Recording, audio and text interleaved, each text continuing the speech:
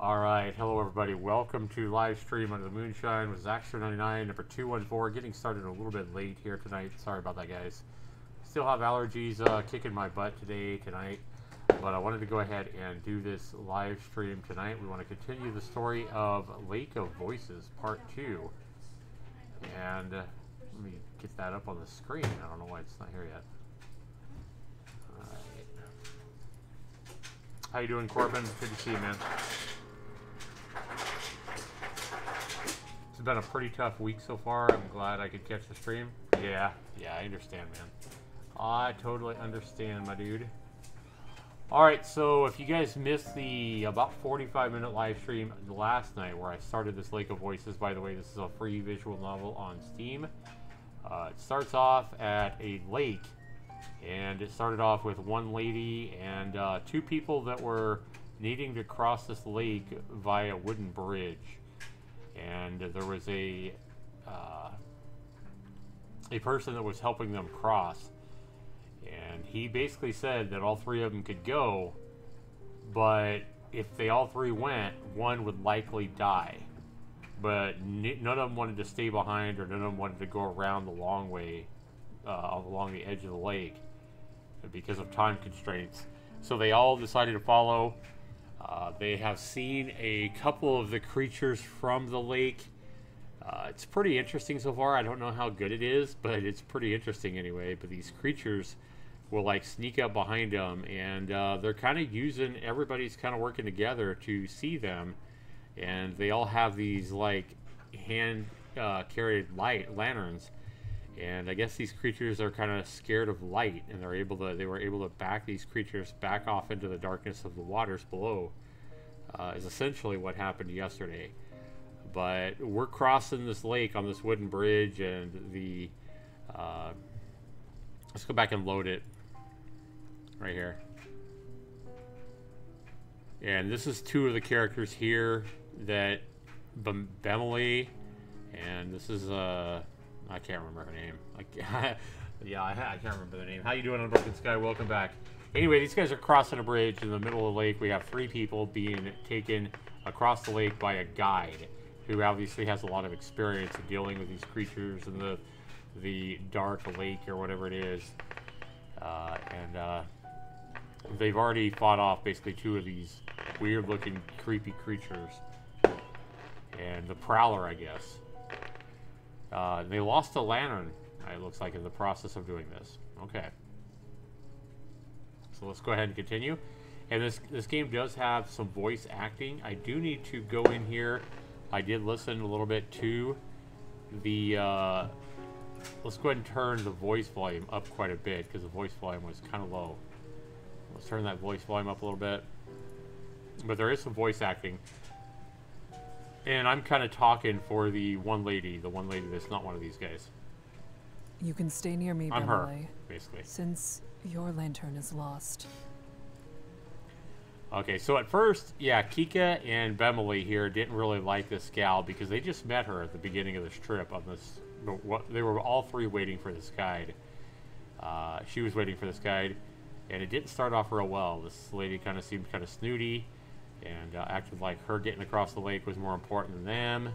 Yeah, it was kind of a little bit of drama, but now they seem to be getting along better. Got a lot of people here today. Falconar, how you doing? Welcome. Yep, another visual novel. We're keeping with a visual novel pace, or visual novel pattern on Livestream under the Moonshine. I appreciate it. Margaret is her name, the blonde. Margaret goes on ahead of us. Bemily stays by my side as I keep at the end of the line. So Bemily, this guy, and myself are kind of we're kind of not a couple, but we are obviously friends or on a mission together. Damn it. The breath of release for Margaret and Bemily is so quickly swallowed by the somber atmosphere of Sinlos as well, replaced by the gravity of the near-death experience. Never mind celebrating his survival. Something like that shouldn't have even happened in the first place. The memory of the prowlers reaching out towards us appears each time I close my eyes. Why does it look like something's dripping down their faces? Oh yeah, the creatures do have something that looks like it's dripping. I think they said white things that look like they were dripping out of their eyes or down their faces. I don't know. And the prowlers are obviously on Margaret's mind as well. Looking at her pained expression, it's as though the moment of relief never existed at all. I'm not sure. Me neither. Something's wrong with them, though. They live in water. Air shouldn't be good for the things, but they want to drown humans so much they're willing to drag themselves around on land? It's not right. Of course it isn't. They're monsters. They likely do not understand even the concept of right and wrong. Well, I don't disagree that there's something very wrong about them. I truly, truly hope that's the last we'll see of the Prowlers. Huh. Something comes to her mind, causing Margaret to end her part of the conversation early. Since you two have to share a light, wouldn't it be safer to be in the middle? Margaret stops and waits for Bemily and I to reach her position. That way, you'll catch the edges of my light and the guides, and it won't be so dangerous if Bemele loses his position momentarily. Okay. That's a very kind offer, Margaret. Yeah, I mean, it makes sense, right? Bemele's surprise is so apparent, I want to cover his face with my hands and stop him from insulting her. She merely smirks. I think Margaret may be surprised with herself, too. Bemele returns to his usual surety. As thoughtful as it is, I, at least, am fine with bringing up the rear. I'm used to keeping watch for monsters, and since there are two of us, I can pay attention to the back while Kika focuses ahead. It's not my light, though, so I shouldn't be the one to decide what she should do with it. Huh. So I'm gonna have the decision, huh? Margaret and Bemele turn and look at me in unison. It seems like this is my decision. Neither of them are wrong. As for me, my goal is to protect everyone. I can't very well do that with Margaret following behind us. Being stuck in the middle of the group also could be dangerous depending on what circumstances we come across. Getting pincered by the enemy would be an almost sure death, no matter how experienced Bemele and I are. I just don't know what to expect from this bridge, and that makes things so much more difficult. I got time. The current format has worked so far. I'd like to move up. We'll go ahead and move up and take Margaret's suggestion. Margaret stands slightly off to the side to let us pass, careful not to let get too close to the water's edge. Thank you kindly, Margaret. I nod at her. Bemele and I position ourselves a few feet away from the guide, who's in front, and now she's going to bring up the rear, and that way, I guess it's a little more, the light's a little more shared by everybody, so we have a little better vision. So we get a few feet away from the guide who's in front, and in no time, we've fallen into step into our new positions. So, I don't want to sound like a child, but how much longer until we arrive at the halfway point? Margaret chuckles, reflecting the amusement that I don't want to vocalize. We still have some ways to go. So there's the guide. Damn. Huh. I suppress my laughter yet again as his pouting response. The gloom we've been under dissipates slightly, the light flickering through the fog. The first trial tends to be the most difficult. I believe we will only react better from this point on. Go Zax, you made good decisions. This seems cool. Pavel, how you doing? Welcome to the stream. Make another hurricane season video, please. Another hurricane season video?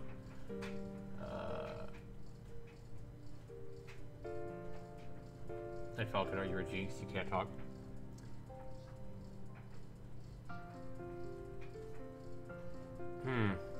So Margaret's saying the first time we came across those monsters would have been the most difficult, and now we'll be better suited for it. I like the way you think. Then a gleam enters Bemley's eyes, and he grins. Now, he hasn't liked this blonde too much, but... I think Kika deserves a round of applause. Her quick reflexes are owed the utmost appreciation. He leans softly into my shoulder, trying to get me to... what? It was indeed a sight. You're quite capable. Bemele was also a sight, but for very different reasons. The way he froze with his mouth all agape was a laugh in itself. The voice acting is pretty good in this, guys. And yeah, I did, I forget exactly what I did, but it was towards the end of the stream last night. And I did do something, I'm trying to remember exactly what I did, but I did do something that kind of saved him from the creatures. I basically sacrificed the light, I think, to knock one off into the water. When, yeah, because there was one of those creatures was sneaking up behind him, and I noticed it, and I came out in front and basically held the light out and scared it off into the water. And if I hadn't done that, he would have been dead. So he's thanking me and said I was very brave and nimble and all that. And Margaret here is basically saying that he was the sight as well, but because he was so scared, the way he froze with his mouth agape was a laugh in itself. Bemily shakes a fist at Margaret in mock anger, and then shoots me an affectionate look. Alright. I'm not used to this, guys. I'm not used to playing a female character and getting affectionate looks from long-haired, handsome men. I'm just saying. Scannable Philly, thanks so much for subscribing. If you're here in the stream watching, thanks so much for that subscribe. Appreciate it. You should know, she and I are usually on equal footing. Okay, so he's his ego's hurt a little bit, it looks like. The only reason you had footing at all is because she pulled you back. That's funny. She's putting him in his place. I do like the voice acting in this, guys. The voice acting is pretty good, especially for a free visual novel. Bemley laughs self-consciously, scratching his head. That's very true. You can always count on Kika. And remember, guys, we're playing the role of Kika, a female. I keep my eyes steadily ahead, unsure how I should respond.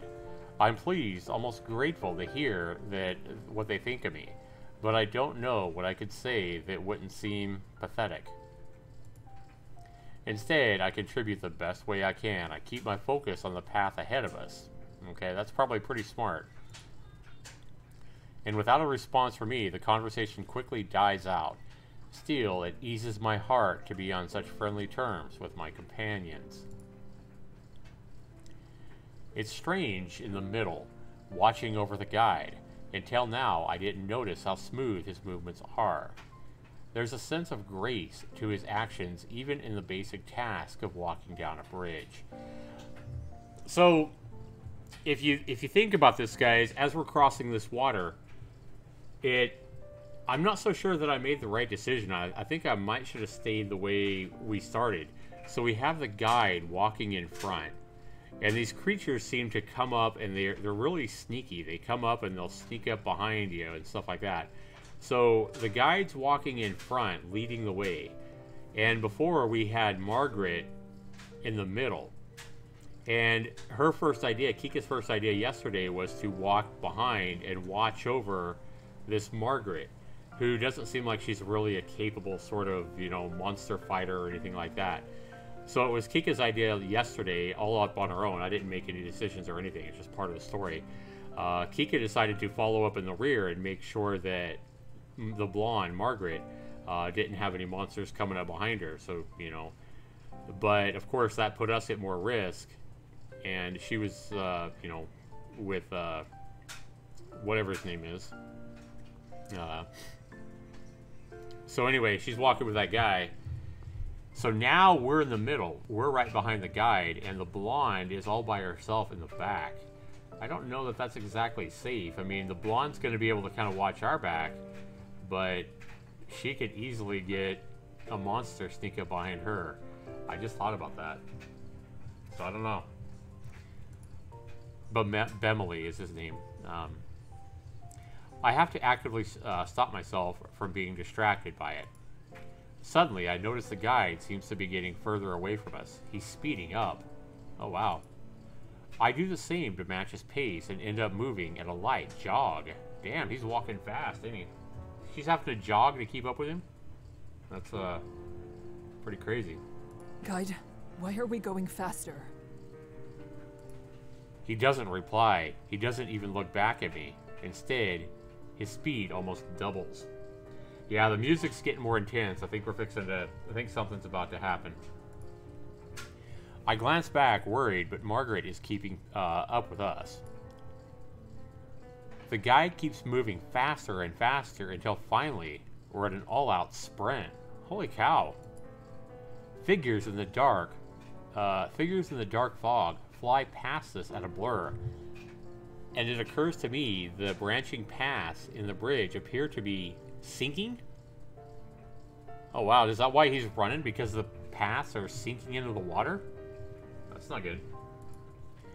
I swallow my rising panic. The guide shouts something, but is drowned out by the frantic pounding of our footsteps. I'm trying to piece together what he said. Don't, stop, turn. When he takes a masterfully sharp right turn down a different path, using his own momentum and the sleek wood to slide into the new direction with no loss of speed. Something, yeah. He's running for some reason. Despite the sudden turn, my reflexes enable me to keep close behind him. We're making a right! Bemily is on my heels, following me to the turn.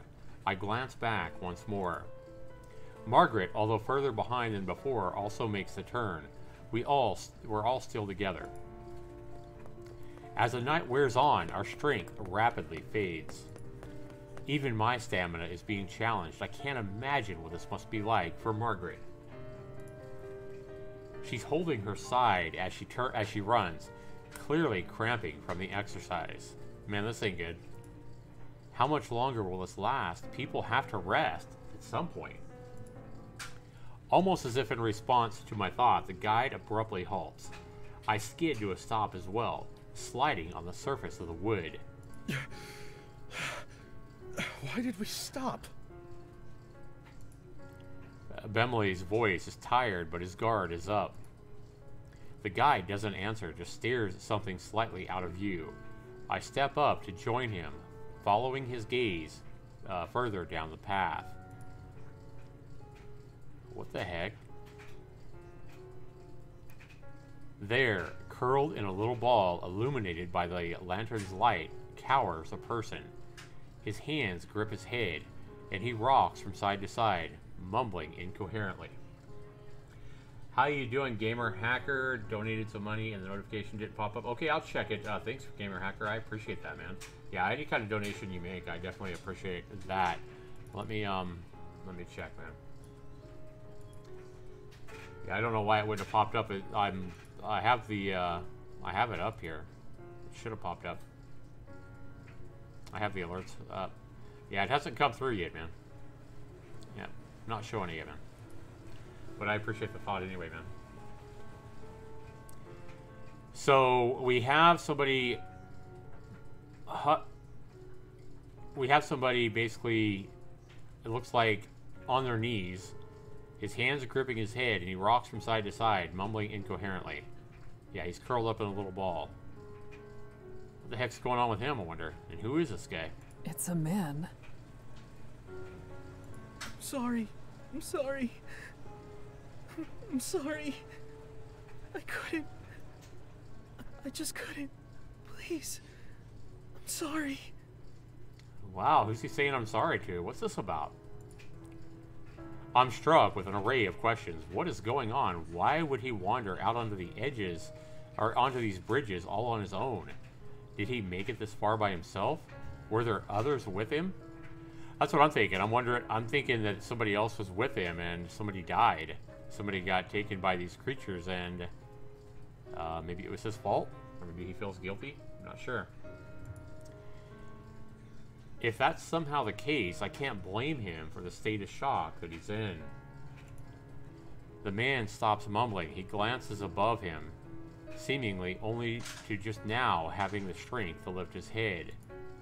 His expression, the deepest sadness, along with the clear markings of terror, are scrawled all over his face. I stare at him in shock, not sure what to do. Leave him. Oh man, the guide's like, this guide has like no heart. Leave him, huh? Why? I snap my eyes away from the man and instead to the guide's cold, implacable face. No! We can't just leave him here. We've managed fine enough already, and these creatures will probably pluck him away as soon as we've gone. Without light, it's certain he'll die. Yeah, that's probably true. That is probably true. He won't make it regardless.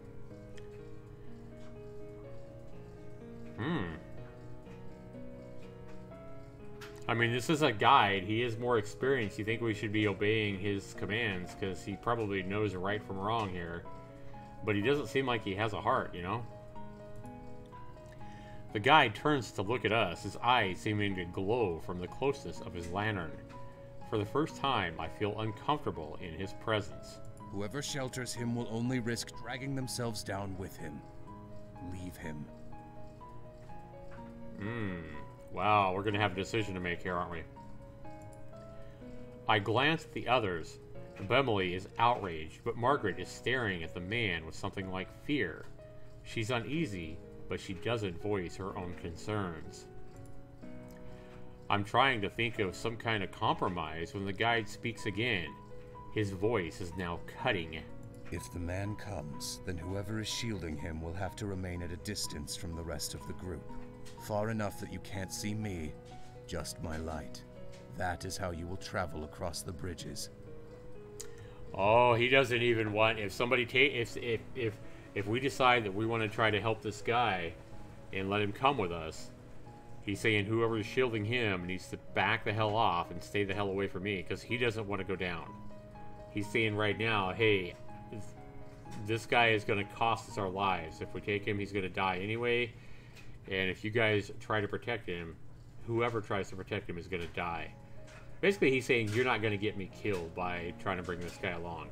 So if you do try to protect him, you better be far enough behind to where you can't see me. You can only see my light. Okay. I didn't agree to lead this man, and I won't. If you ask me to, I will leave you all behind. Oh, man.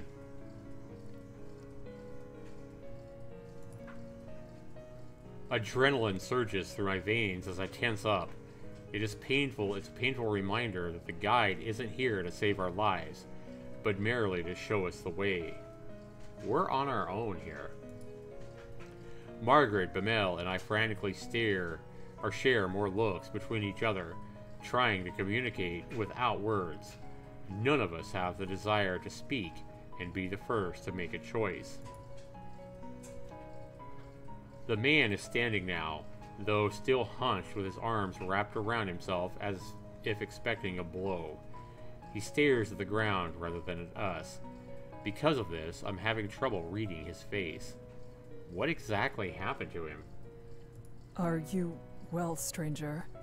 Do you know where you are and why you're here? He glances up, not at me, but towards me, his eyes resting somewhere near my collarbone. I'm fine. You all can go on your way. Forget you even saw me here. Man, that's fucked up. That's absurd. You have no way to defend yourself. We can't leave you. It seems like the least we could do is, like, give him one of our lanterns or something. Yes, I'm sure in your eyes I might not seem like much, but that's not exactly a fair shake.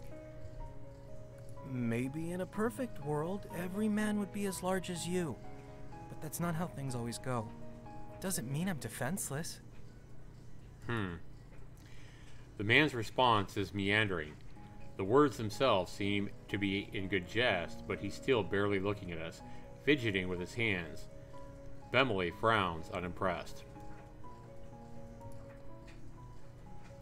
Let's go ahead and save this again.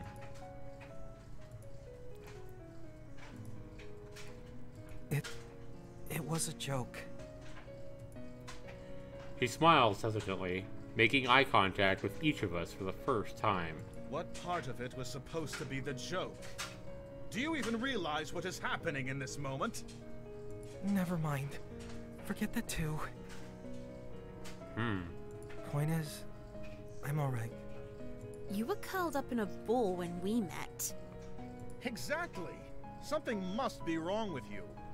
Oh no, sounds like you've been talking with my father. He lets out a weak little laugh coupled with an eyebrow raise, his voice trembling. No one really knows what to make of all this. The man gives us a small wave and begins down the path we came. Abimelech huffs, tossing his hands into the air. That's not even the right way.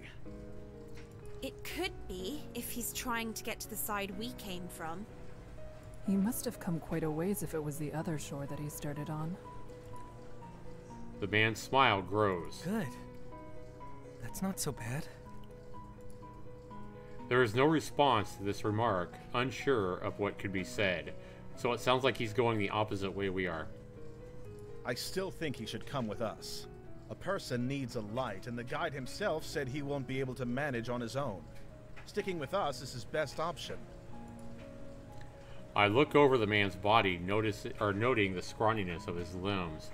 Scrawny, but not necessarily lacking in muscle. The bravado he was showing us as he tried to leave has faded yet again, and now he's standing quietly looking at us, as if watching a play. Interest, but no true connection to the events. It's easy for you to say such things, but whose light are you offering? It's not mine, and you are putting her in even more danger with your own presence already. And Abimelech looks at Margaret, and she avoids his gaze. Perhaps I could have let him share my light before.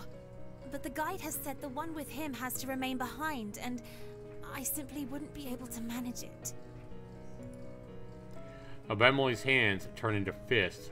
He looks away, but doesn't say anything. For a moment, no one does. I feel a cold sweat on my brow, as what I feared comes to pass.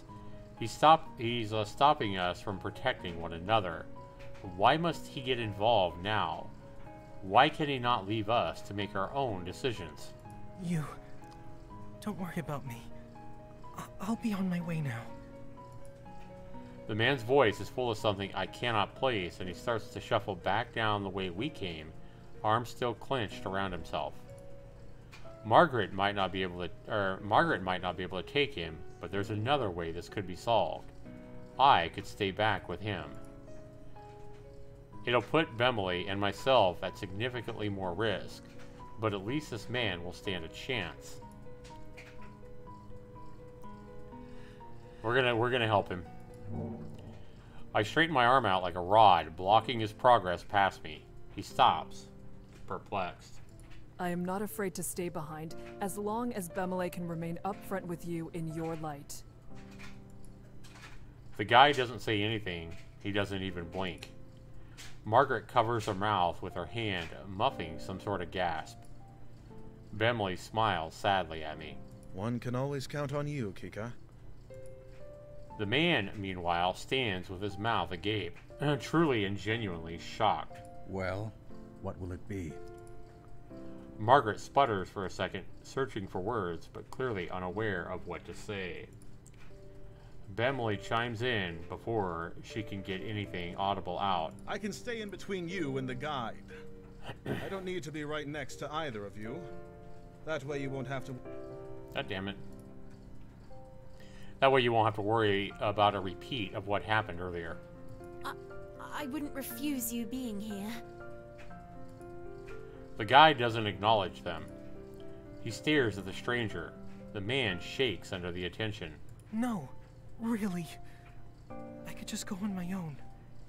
It's fine. I step closer to him, lending the support he seems to be desperately needing. You do not need to go this alone. I will protect you. The man stares at me. I return his gaze, willing him to see my certainty. There need to be no blood spilled tonight. Slowly, the fear melts off his face, replaced with something like resignation. And then he drops his gaze to the floor. Okay. All right. I grasp his shoulder and turn to the rest of the group. You should get a head start, correct? You'll have to put some distance between us. No! No, we don't have to do that! Yes, we do. Unnervingly, there's a hint of emotion in the guide's usually empty voice. Anger. He starts to walk, not waiting for a reply. Margaret grits her teeth. Her eyes fill up with tears and her face is flushed. She mumbles something in a small voice, something I'm just near enough to hear. Why am I always so powerless? She feels like she has no say. The statement catches me somehow off guard. Margaret, powerless? She's not a mercenary, to be sure, but she certainly seems to be certain of herself. Then again, I don't know the reason that she needs to cross this lake. Before I can decide whether I should respond, the tears fade from her eyes, and Margaret takes a deep breath. Please be careful. She takes a few steps back, lingering near enough for Bemily.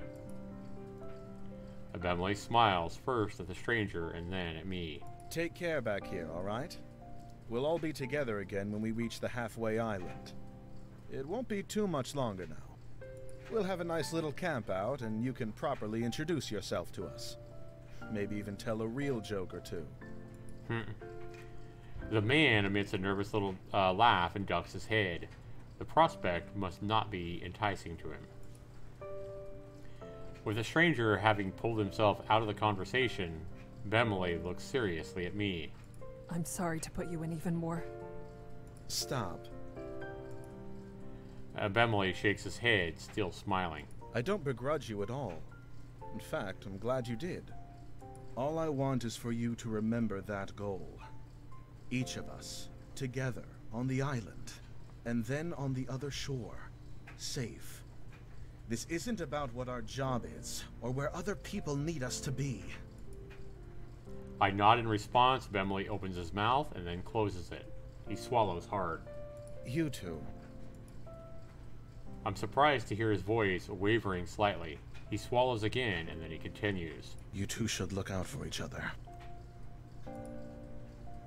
He takes a few steps back, as if to go, but his eyes don't leave mine. Watch out for yourself, too. Not just for everyone else. I will. The guide's figure disappears, with only his lantern to lead the way. Bemily and Margaret are finally forced to leave us behind to catch up with him.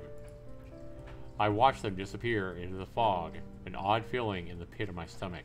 I cannot recall the last time I had difficulty seeing somebody leave me. You should go after them. I almost forgot the man was there, standing right next to me. Now he looks at me with desperate eyes. You don't need to do this. What? I'd rather know you returned to them safe, and that you all had a chance to make it back together. The way they acted. Having to go on without you. No one would feel that way for me. I'm not worth it. Aww. That's not... I stop, unable to say the last word. Can I claim that he's wrong? This is the one thing he has seemed sure of, and I don't even know him. Empty platitudes may be worse than nothing at all. He smirks at my mumbling reply. I'm caught off guard by the change. With only that, it seems he's in his element. It's true. He continues to grin, more to himself than at me.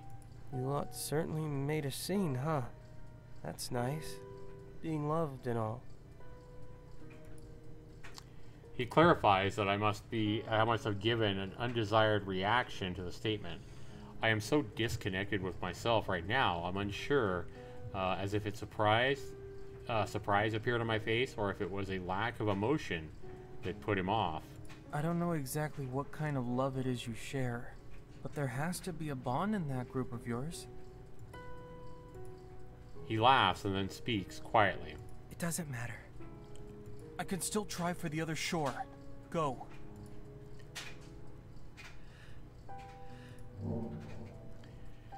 My certainty shocks him. I'm saying I'm not going nowhere. I can tell immediately he has returned to his meeker self. The man starts to speak again, but I interrupt. We should start walking. That should be enough of a head start for them. He hesitates a moment, but ultimately begins walking at my side. I'm relieved. I can never be quite sure what will come from this one. We move in silence. The man doesn't seem to want to speak anymore, but he keeps glancing at me as if expecting something. Somehow his odd behavior is comforting rather than disconcerting. Perhaps it's because he's more nervous about all this than I am. It's putting me at ease, making me feel more capable. I shouldn't allow myself to get comfortable, however. We're in a more dangerous position than ever. The whispering from the lake, so faint after Beverly's close call, now surges forth. It grows and nigh unbearable, the creatures teeming below the surface. I dare not speculate on what has them so excited. That's not good. So we're hearing, you're imagining that as we're walking here, the faint light of the guide in front of us, and we're having to be far back, and we're above the spooky lake, which we've already seen creatures come up from, creatures that can kill us. And now, as we're walking across this wooden path above the water, we hear the creatures from the lake whispering from the lake, whispering from down in the depths of the water. And that means they're getting excited. Are they looking up at us to knowing that they have an easy kill? What is going on? That'd be pretty... I think that'd be really... I'm trying to imagine this. Obviously, this isn't real. But I think it would be pretty freaking scary. Have you a name? The man chuckles dryly. Barely. He barely has a name? What the hell? I don't really know what I am to take from that. This time his laugh is more of a bark, quickly out and swallowed back up, and then he frowns. Lou. Only 2 letters. So barely. Barely a name because it's so short. Lou, huh? I see. What are you doing out here without the guide? Perhaps the question isn't appropriate to ask. After all, only the darkest of circumstances spur someone to ask Sinlos. But the situation is very strange. I might even go so far as to say it's suspicious. I know that's not fair, but I can't help it. Years spent anticipating danger have made me very wary. That's a good question. I'm not sure I know myself. What does that mean? Is that some sort of joke too? Or do you genuinely not remember how you arrived where you are? No, it wasn't a joke. Or, well, there is a point to it all. Then his voice, already by nature light and airy, drops down to a whisper. But I don't know why I even tried. You'd think that I'd be able to call a spade already, right? He looks up, noticing my gaze still leveled at him, and then he shrugs. I'd rather not talk about it. As what has become the norm, I fully don't understand what he means, but I can at least guess that he's not very happy with himself at present. And like it or not, he won't be sharing his real reasons with me. What about you? What brings you out on this little adventure? People. On the other side. People who need my help. You have someone waiting on you? Then why are you risking yourself on me instead of worrying about what's going to happen to them? I feel my brows furrow to my for my speck of alarm. Is that really what he took from this? I survey his face with a flick of my eyes, but there is no mischievous gleam to his look now. He's actually serious. We hold eye contact for a moment until he yet again stares down at the ground. Sorry. I didn't mean to be disrespectful. It just fell out somehow. I wasn't thinking. I'm gonna say he's important too. You're important too. Even though I don't know him. Every life is important, right? I mean, I don't have a timer on this one. His stare shoots back up at me, eyes wide, when I tell him that he's important too. Of course I'm going to be there for those counting on me. But you aren't nothing. I won't simply turn my back on you. He smiles sadly, the kind of smile only someone who has experienced great hardship has. A smile that I'm all too familiar with. I probably have to disagree. Still, that's nice of you to say. We may not know each other well, but you wanted us to go on without you for our own safety. You even tried to have a sense of humor about it. That counts for something.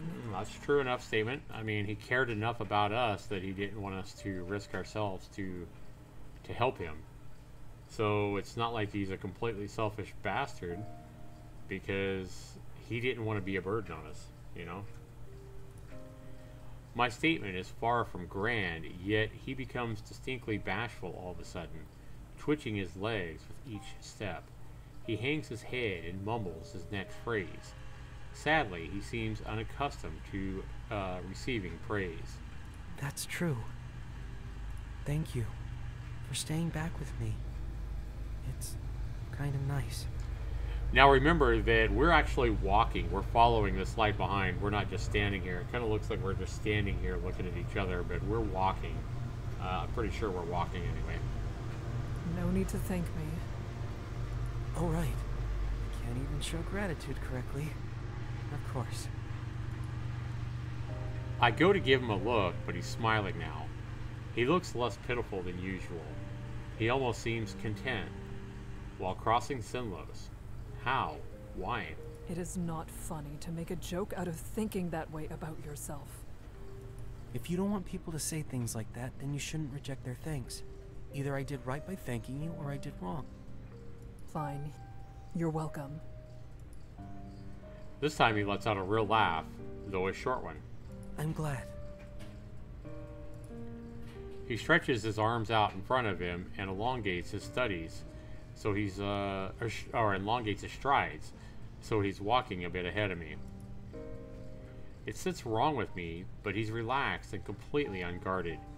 He's even fine with distancing himself from the light and all the odd comments he has said so far. And then a thought strikes me.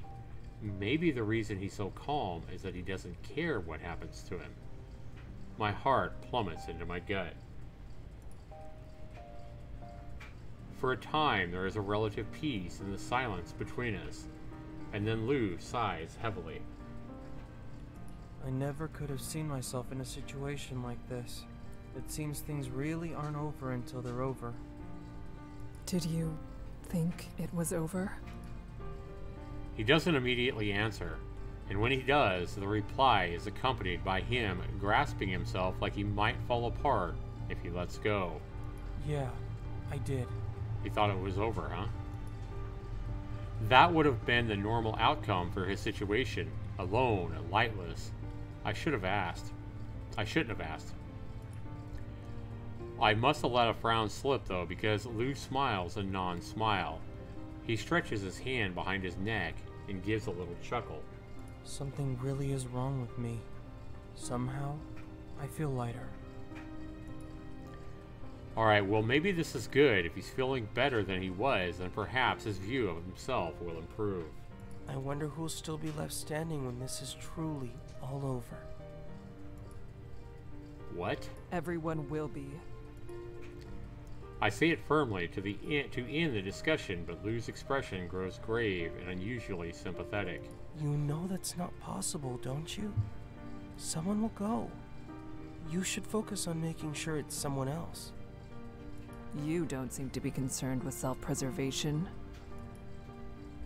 That came out more hostile than I had expected, but he doesn't seem to mind. True, but it's not the same for me.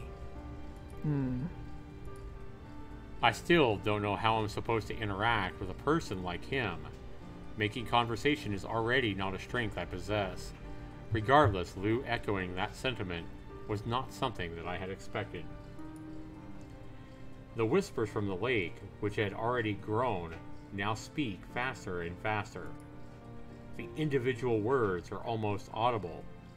I'd likely be able to make them out if I knew the Nyx language, and for a split second, I actually wish I did. The light in the distance still drifts along in the same manner as it did when we first started walking, which I take to mean the path hasn't turned so far. Hopefully that means that we're on the right path. But the light, it got brighter. It's strong enough that I have to glance away for a second, and the next time I look, the light has grown again. The bridge is on fire. I grab Lou's arm without even thinking. He's standing there stiff, staring at the glow. His eyes are dull. Uh-oh. We're going to run. To hell with the guide's order. If we don't go now, we will never get anywhere again. And Lou doesn't respond. I give his arm a small tug and it appears to come to himself when he nods at me. I make the decision then that I won't let go of his arm. I don't know what'll happen to him if I do. We take off. The heat is growing with each step. The dankness of the bridge means the fire is spreading slowly, but it makes me question how it began in the first place. There is no end to how wrong this place is. It takes me 20 paces before the air around us ripples and then starts folding into itself. Thick smoke pours over us, stinging like scorpions at my eyes. I cover my mouth with my free arm to keep breathing, and soon we're at the fire itself. The fire lurches beneath us, as if the beam supporting at the bridge lurches beneath us, as if the beams supporting it are starting to give way to the thousands of flying sparks. Lou stumbles and pulls against me for support, but we keep our ground.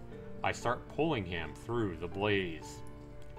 We don't have time to gather our bearings, and now, who knows how long we have until the whole bridge collapses or is devoured by the flames. We push through the smoke, Lou wheezing for breath beside me. Figures emerge. Bemily and Margaret.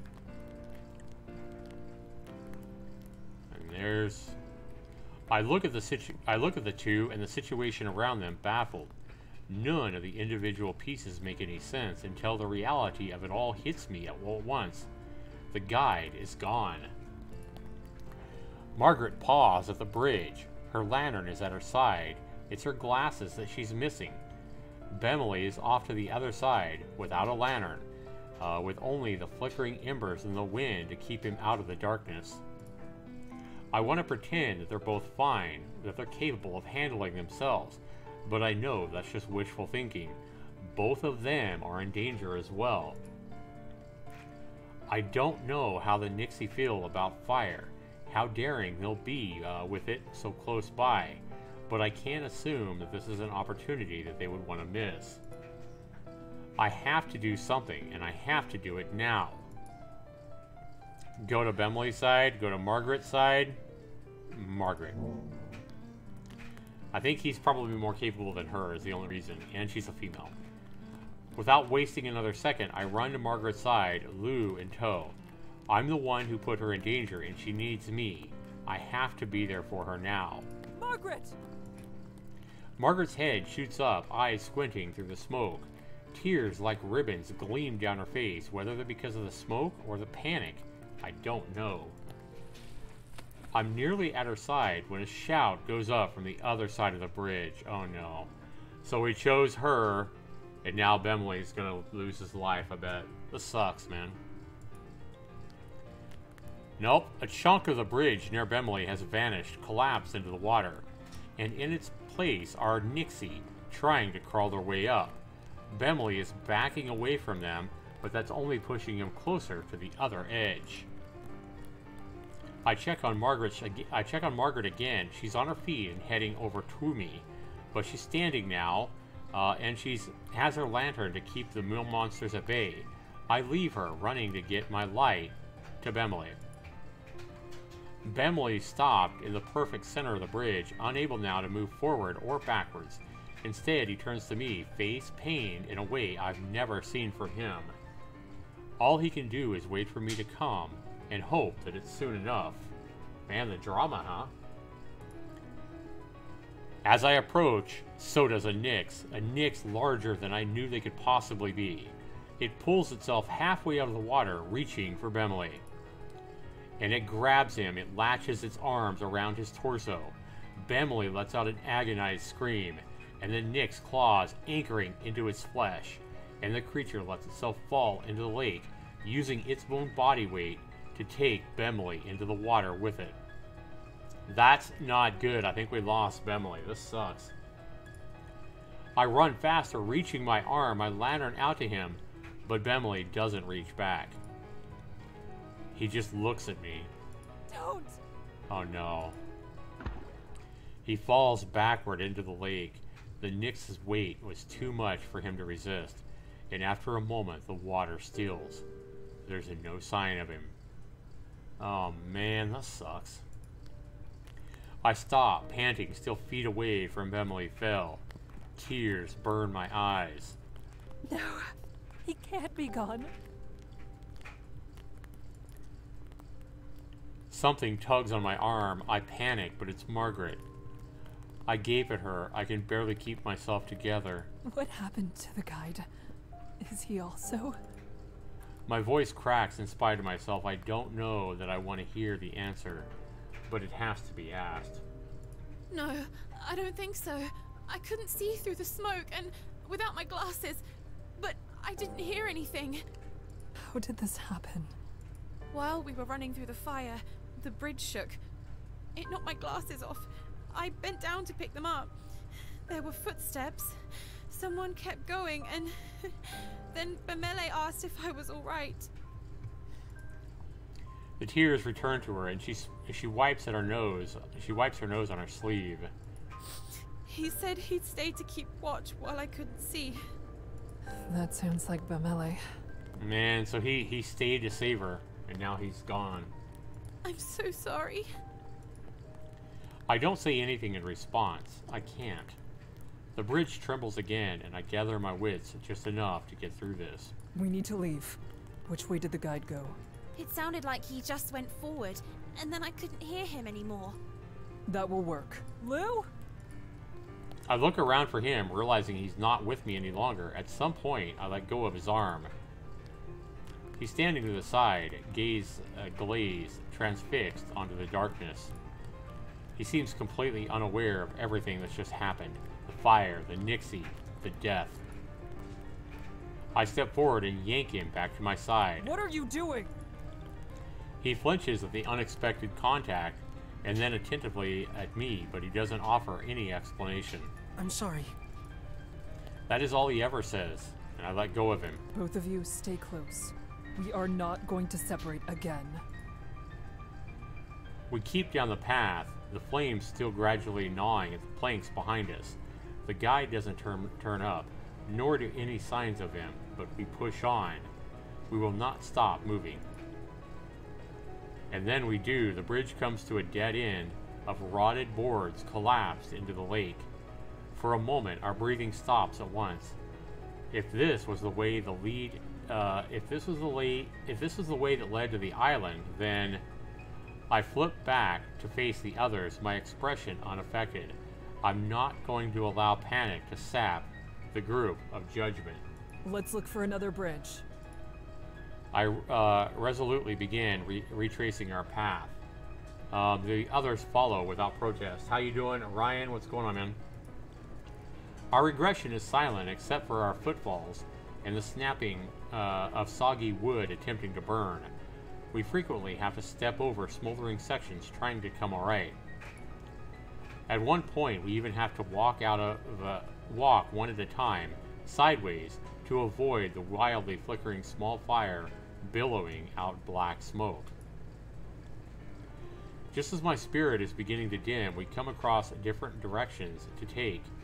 Among all the forks, there are only 2 that aren't collapsed or too consumed by fire to risk following. We're lost. Yeah, we are lost. That's why we needed the guide, and the guide disappeared. You just got home from work? Well, welcome, man. Glad you stopped into the stream. Her voice is so scarcely more than a whisper. I barely make it out over the sound of the crackling flames and the splintering wood. Lou's gaze is flickering down either path. There's a palpable sense of anxiety coming from him. I don't know. I don't know which way. So he doesn't know which way to go. It's all right. That's not good. Went to Jack in the Box and got some bacon cheddar potato wedges, and then Kroger to get some good old alcohol. Well, there you go. It sounds like a good midnight eating, man.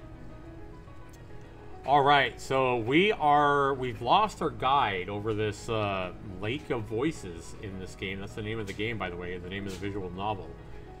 And we picked up this guy cowering. We don't know what happened. We've come across this guy cowering and shaking, and we didn't know, something had just happened. And the guide that we were following said, look, if you guys want him to follow, you need to follow far back, and you're not going to put me in danger, because if you guys want to take this guy, somebody's going to die, you know. And we didn't listen to him. We decided to protect him. So I'm Kika here. That's who I'm playing. I stayed back with him, and then my companion that I was with from the beginning, Bemily, was walking with Margaret in the middle, and they were kind of keeping up with the guide, and we had to stay far back where we could only see the light of the guide.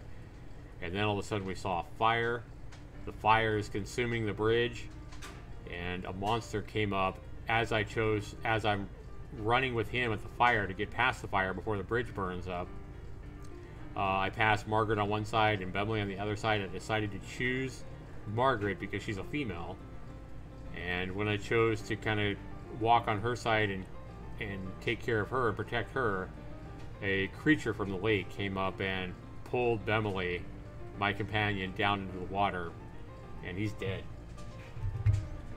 So we lost one of our people already, and we don't know where the guide has went. The guide has vanished, and some of these bridges are burned so much that we can't continue to follow them. And now there's only 2 paths, and we don't know which one to take. But it's not alright. We have to do something. We have to have something to go off of. Anything at all. A cold sweat trickles down my back. Before anyone tries to randomly choose, a noise catches my attention. I hastily address the 2. Did you hear that? It sounded like a whistle. It did sound like a whistle. It came from the right.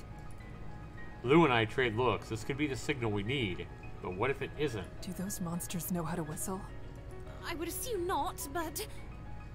What if the monsters do know how to whistle? That could be a trap. Sounds intense. We should go right, I think. To where the sound came from. I'm a little surprised that Lou is offering his own opinion. It's good to hear, however. I take a deep breath. I agree. There's more of a chance the whistle was assigned for good over ill. Our course decided, we move on down the right path, no longer hesitating. As we follow the bridge down, there's no sign of an end. There is no need to debate between directions again. We start to outpace the fire. One danger, thankfully, is fading away, but the night continues to lighten regardless. I glance at the sky and realize what's happening. The sun is now rising. The bridges will sink into the water as the darkness disappears and take us with them, and we'll be lost. It suddenly seems pointless. We don't even know if we're going down the right path, and we still haven't caught up with the guide. We can't outswim the Nixie. The Nixie are the monsters that lurk in the deep water. And we can't outrun the dawn. We're going to run out of time. Yet we keep moving forward. How you doing, Jessica? Welcome, hun. And finally, our perseverance is rewarded. The silhouette of an island rises in the distance. The island grows rapidly larger, and soon the sense of earth and trees reach us. In spite of all the horrors of this night, a dock emerges from the fog before us, welcoming us to safety. And we reach the shore. Right as the sun's coming up. That's good. I don't believe it until I've stepped off the wood and my boot sinks into the sand. I walk further inland like a corpse. My sole instinct is to flee from the waterline. My hazy eyes single in on something ahead. The guide stands at an outcropping in the distance, watching like a sentinel. He doesn't even come to greet us. I stare at him for a moment, not even able to feel alarmed at my own lack of feelings about the situation. He uses his staff to gesture to the forest behind him before disappearing between the trees. I can only assume he must be asking me to follow. The guide takes us further inland, moves more towards the center. There's a view of the coastline from here, but we're also partially obscured by a few trees. It's time to sleep. No one has the energy to argue with him at this moment. I find a place as comfortable as one could ask for in such a location like this, next to one of the trees further out, and I lay down, trying to block out my thoughts. For once, exhaustion is my ally, and I slip off into a deep sleep.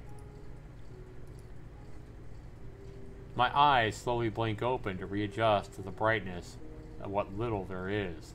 The sun is obscured by a thick layer of fog, making it impossible to estimate the time of the day. I prop open my elbows to push myself up. The ground is hard and rocky, but that isn't the only reason I'm eager to get to my feet. I check my surroundings. The harsh, craggy earth and the island are interlaced with twisting vines and gnarled branches. Beside me, Margaret and Lou are still asleep. The guide, however, is nowhere to be seen. I realize that I don't recall seeing him lay down with anyone. It's likely he left us hours ago. There is a creeping silence here now. I can't help but shudder at the hollow, aching feeling inside of me. It refuses to relent. I shift my weight back and forth, unsure of what to do with myself. Memories of last night's harrowing journey flicker through my mind. I notice the others begin to stir. Margaret accidentally knocks Lou as she gets up, awakening him as well. My mouth opens and then shuts, and after a moment of fumbling, a word finally escapes. Hello. Hello to you. Margaret greets me as she rubs her eyes. It seems to be due to trouble adjusting to not having her glasses rather than grogginess. Behind her, Lou remains on the ground. We should eat something soon. I don't trust what is on this island, so I'll have to split my supplies with Lou.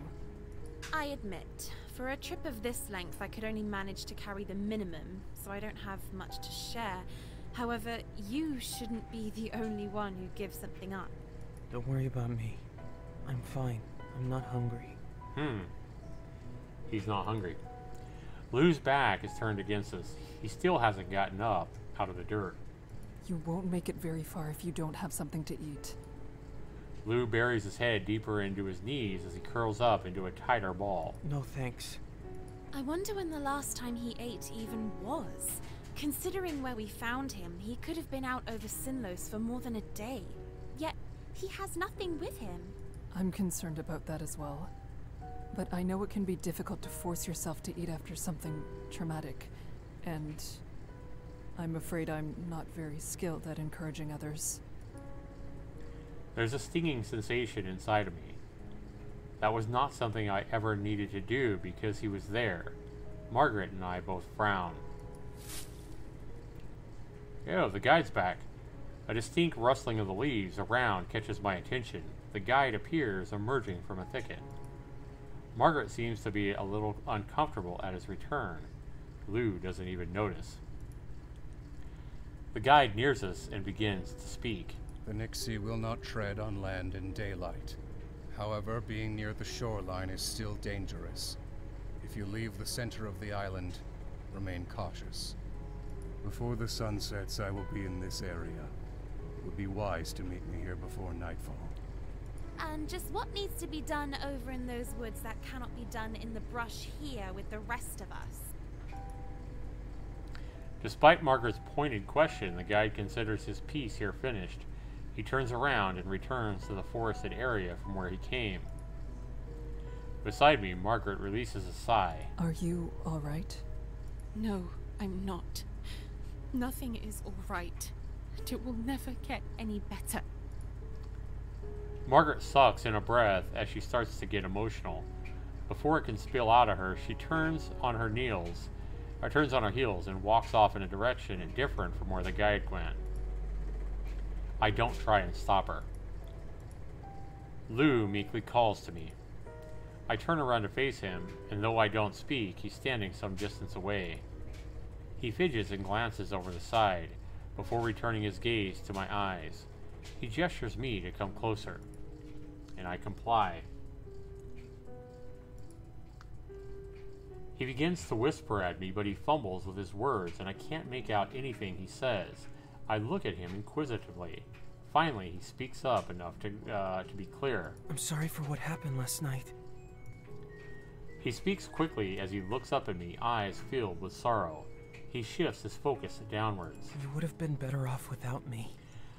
Well, if we wouldn't have taken him, I have a feeling that my companion, Bemily, would not be dead now. We don't know, but, I mean, these choices that we're making are having an impact. This sounds really good, Ryan says. When was part 1? Last night. Part 1 was last night. So last night's episode was only about 45 minutes, and we're a little over an hour here, so we're still less than 2 hours in. It's not your fault. My words come out hollow and empty. I mean what I say, but I cannot find the energy to make them sound convincing. It was closer to being my fault than anyone else's. I wasn't supposed to be here, and all I did was get in the way. The guide was right about me. I knew from the beginning that it would be like this too. I never should have stayed. Now he's feeling guilty because we took him with us, and we still don't know what happened and why we found him curled up in a ball. You know, he was already obviously sad or concerned about something, and something happened before we got to him on the bridge. Finishing his thought, he sniffles as he turns away. Suddenly, I feel a strong urge of emotions rip through me. Everything is falling apart, and I do not have the power to change this. Quietly, I speak. I need to be alone. I have to see Margaret. Lou, wait, I guess. Lou stops moving. He doesn't turn to face me. I hesitate as well, also unsure of how to proceed. Would you be willing to speak with me? He turns around to face me, and his eyes are brimming with tears. He smiles slightly. I could do that.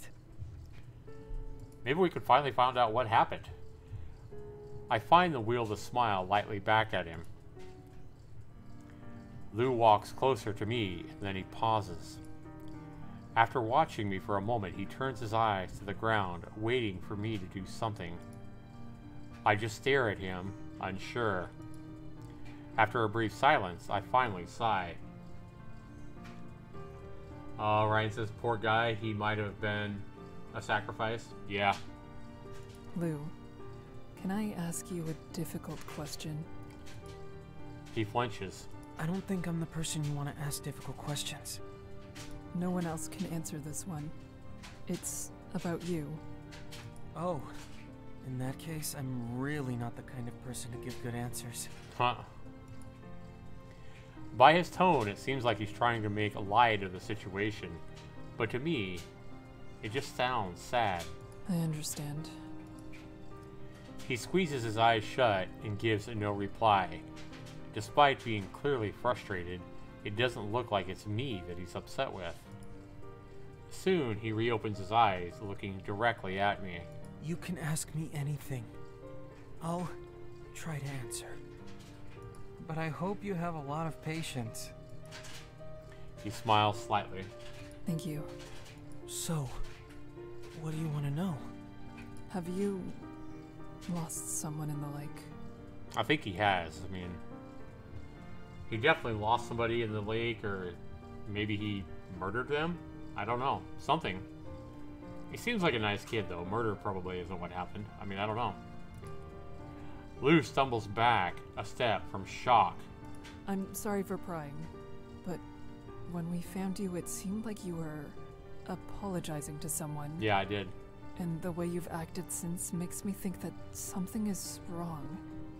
Something beyond even being out on Sinlos. I give him a sympathetic look. Why am I even asking him this question? Do I really want to help him? Or am I trying to forget what happened to us by talking about someone else's misfortune? Ouch. Huh. So she's trying to forget about what happened, her loss of losing her friend or companion, whoever that Bemley guy was, that got taken down into the waters by one of the Nixie. She's trying to forget about that by thinking about who he lost. That's kind of weird. I don't really think she's doing that. I think she's really wanting to help him. When Lou speaks, his voice is barely above a whisper. I hate myself. I can't do anything. Oh man, he's definitely feeling really guilty. How you doing? Deal snaps. What's going on? He might have been waiting to die because he lost somebody. Ooh, that's a good point, Ryan. Maybe so. Maybe he did want to be left alone. Maybe he did want to die. That's a very strong possibility, Ryan. It kind of makes sense with how he's been acting since we picked him up. You don't have to say anymore. I was wrong to ask you about it. His brows are furrowed, and he smiles in a self-depreciating way. I'm sorry. Lou laughs sharply at himself. Don't be. I'm not worth the concern. How can you say that? What have you done that was wrong in this moment? It was only my mistake. You think that because you don't know? I do not believe you. His eyes bore into me. I'm not upset because I lost someone out here. I'm upset because I can't bring myself to lie about it. Uh-oh. What? You gave me the perfect opportunity to cover up the pathetic truth of what actually happened. All I had to do was go along with your assumption. Uh-oh. Twist, huh? We got a twist. How you doing, Karumi? That's why he says he can't do anything. How you doing, Karumi? Good to see you, hon. So now he's saying, you gave me the perfect opportunity to cover up the pathetic truth of what actually happened. So we think that she thinks that he lost somebody in the lake, and that's why he was kneeling down, holding himself, apologizing. I'm sorry, I'm sorry, I'm sorry. That's how we found him. So she thinks that he lost somebody into the lake to the Nixie monsters, and he's saying that was what she assumed, but he doesn't have the ability to lie anymore and let her keep thinking that. But when you're so direct, I can't keep my thoughts hidden. I'm too afraid of making a mistake and having the lie uncovered somehow. He stares back at the ground and sighs. So what did happen? Now I'm really curious. Plot twist, maybe he was trying to commit suicide by Nixie? Why do I have to be so terrible at this?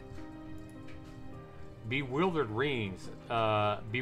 rings through my mind, one ear to the other. His words stir all sorts of baffling, jumbled emotions in me that battle it out for supremacy.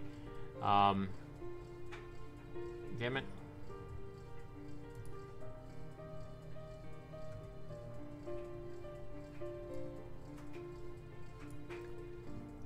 That battle it out for supremacy as I gawk. Lou is, I don't know. Without looking up, Lou shakes his head. See? You shouldn't waste your sympathies on someone like me. You should have left me to die. Man, he is, he doesn't seem like he has a lot of value for himself, for sure. It's almost like he wanted to die.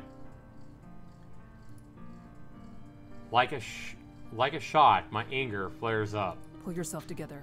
I didn't leave you behind before, and I'm not going to do so now. The best thing you can do to help is put those kinds of thoughts in the back of your mind. Or what? I won't make it to the other side?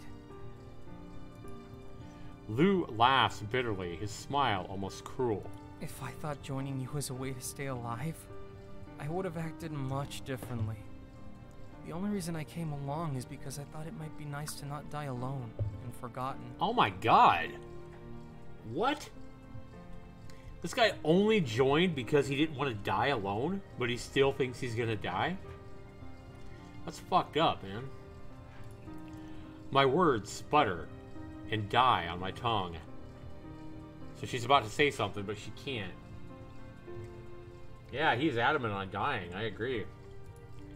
Lou continues his speech, ignoring my reactions. The guide really didn't know what he was saying before. I asked him if I could go out on the bridges in the past. He told me not to. Said I couldn't handle it. I'm not sorry for ignoring the warning. This was something I had to do. This was my only chance to prove I'm not worthless.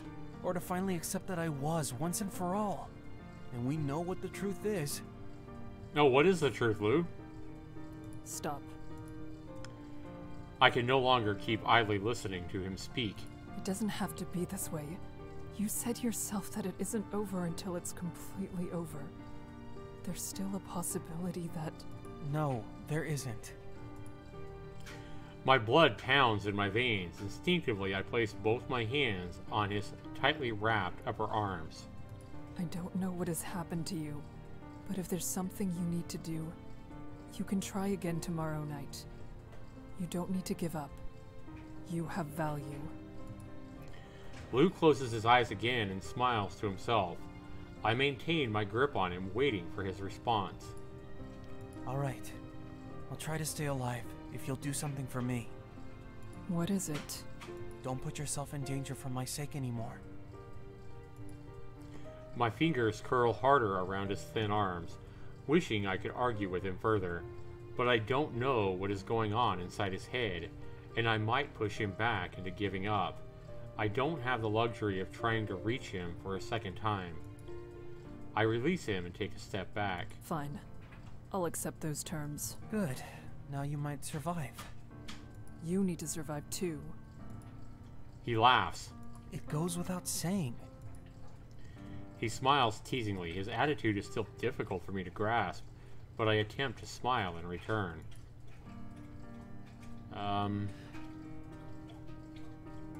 Say nothing. I sigh wearily, and yet somehow feel as though my resolve has been strengthened, at least for now. I'm going to head out. I want to see how everything is on the island. I'll make it easier by coming along. Then you won't ever have to check on me. Wow. This time, I'm able to smile easily. That would be good. Happy to help. He readily moves beside me, and together we move out.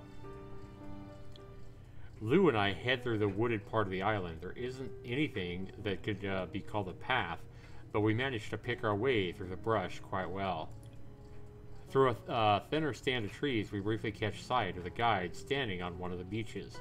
He seems fine, but even though I'm sure he turned his head towards me, he makes no show of acknowledging us. We move on and eventually find Margaret in a jaded clearing. Margaret begrudgingly lifts her head as we approach, enabling me to see that her face is damp and tear-stained, while her eyes are red and puffy. She's been crying.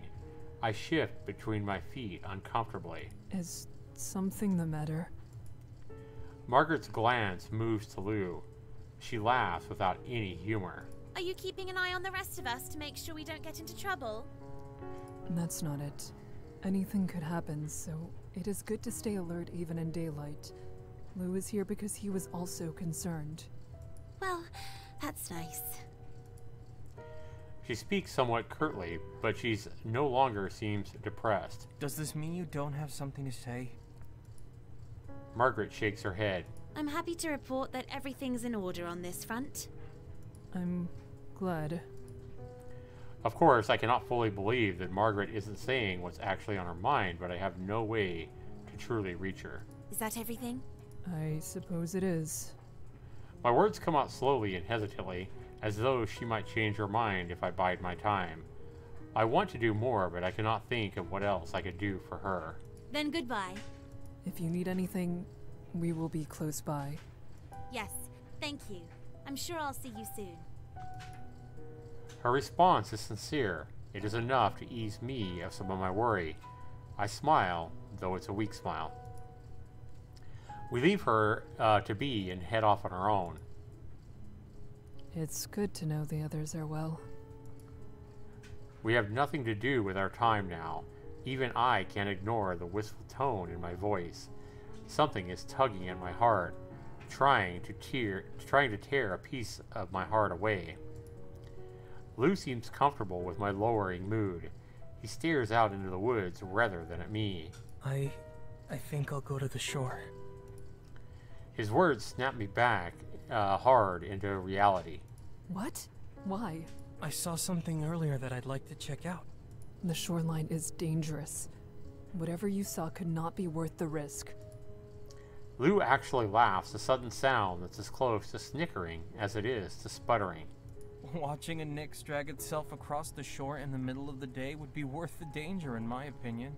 So he saw a Nyx and he wants to go watch it. I give him a humorless, reprimanding look. I feel vaguely like I've used this face before to dissuade pets and young children from behaving poorly in the past. I was only joking. So she's giving him a scolding look, basically. Thankfully, it seems to work on grown men as well. I hope he's telling me the truth. For someone so nervous, he can be quite reckless. I'm still going, though. Don't worry. I'll be careful. We talked about this. Oh yeah, she agreed to not try to protect him anymore. She just agreed to not try to save him anymore. And maybe that's why they're aggravated. He trespassed their territory. Yeah, I don't know. He gives me a self-affecting, lopsided smile. You said you didn't want to make me watch out for you. I'll be back soon. You won't even notice. I sigh. Part of me wants to keep lecturing him on how serious this is. I just want him to be safe, but I fear I don't have the words to convey that without making the situation worse. Fine. Margaret and I will come. Of course you both would come. He's smiling, but I can see the truth in his eyes. He's disappointed. The shore is unsafe for anyone. It isn't because I do not trust you. Thanks. Lou does not look any better for the reassurance. He avoids eye contact while continuing to have something of a pout on his face. Perhaps the true issue is that I included Margaret rather than offering to go alone. I can appreciate how he feels, but we cannot afford to underestimate the risks of the island, regardless. Still, his interest in me causes a secretive smile to play across my lips. Lou returns my unexpected smile wholeheartedly, if not a little self-consciously. Let's find her then. The smile fades. That confirms my suspicion. Still, with that settled, the two of us promptly head into the woods back to where Margaret was sitting. She seems rather dumbfounded to see us again, eyes flickering halfway between both of us without actually examining either of us. Lou lifts his hand up to his hip level and then holds it there, faltering as I approach her, amicably as Lou stands back, still somewhat awkward. Has something happened? We were looking for you, but it doesn't matter anymore. I changed my mind. I see. I turn towards Lou, a bit confused myself. I am glad he decided not to do something dangerous, but I did not expect this to be such a problem for him. I feel obligated to fill the empty space left by Lou, ending our plan. We could walk around the island together. I know there's not much point, but it would be a way to spend time and clear our minds. Lou looks pleasantly surprised by my suggestion. Oh, I can agree to that. Margaret? This is Peculiar, honestly. Are you certain nothing happened? Yes. We were simply hoping to find a way to remain active. Only then do I realize that wandering around the woods would not seem relaxing to someone who can not see properly. I feel a touch of embarrassment enter into my consciousness. Then again, perhaps resting would be better. I still want to go.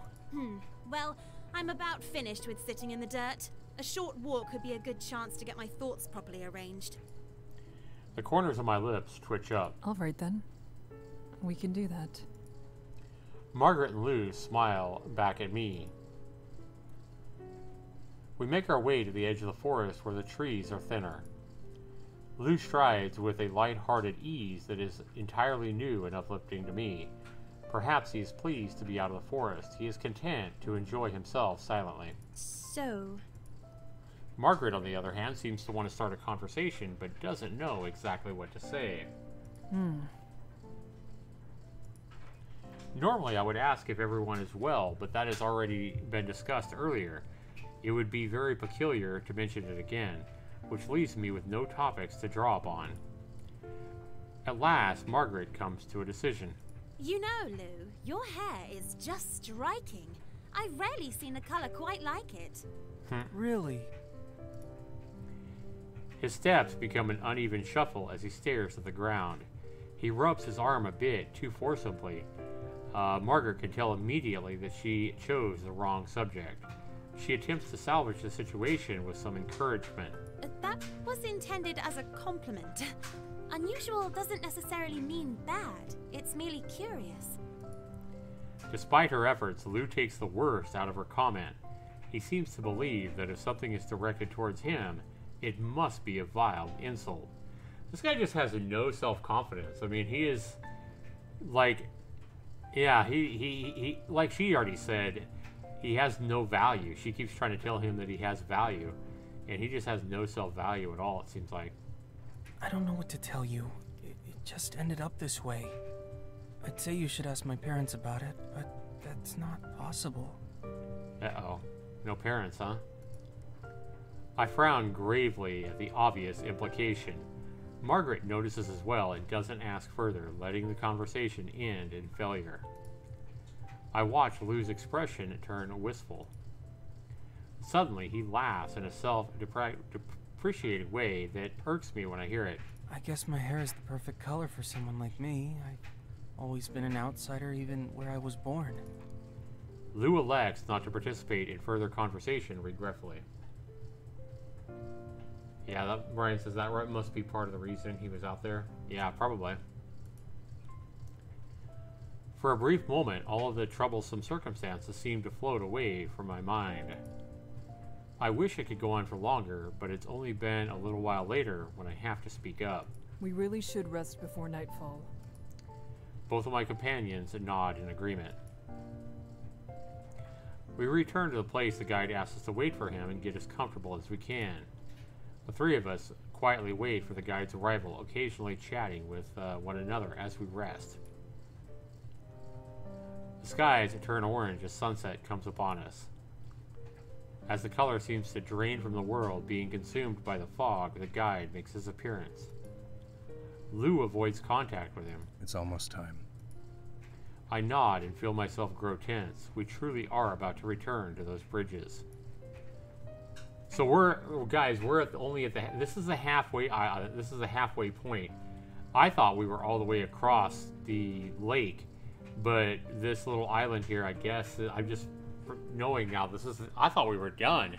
Yeah, I thought we had already crossed the whole lake, but evidently this is just the halfway point. I remember them talking about a halfway point earlier, so this must just be a halfway point island.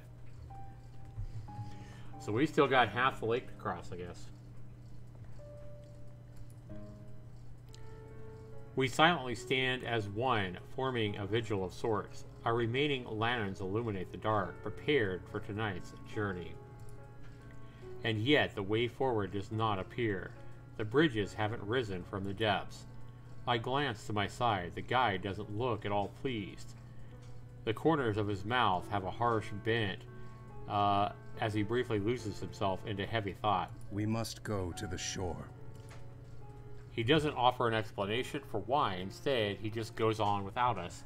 I follow after the guide, my forehead creasing with swelling worry. Behind me, I hear Margaret and Lou's unsure footsteps. The four of us press onto the shore. The dark waters lap at the edges of the sand, and as expected, the maze is still hidden beneath the surface. The guide grips his staff tighter still, his knuckles turning curiously white. He sucks in a breath of air like he is about to speak, but then he hesitates. We all stare at him expectantly. Civvy Ash, thanks so much for subscribing. I appreciate that, man. After a moment more, the guide is fed up with waiting. The bridges are late. If they don't arrive as soon as darkness falls, there's no telling exactly how long it will be before they do. Lou doesn't say anything, opting to stare at the ground with an obscured expression.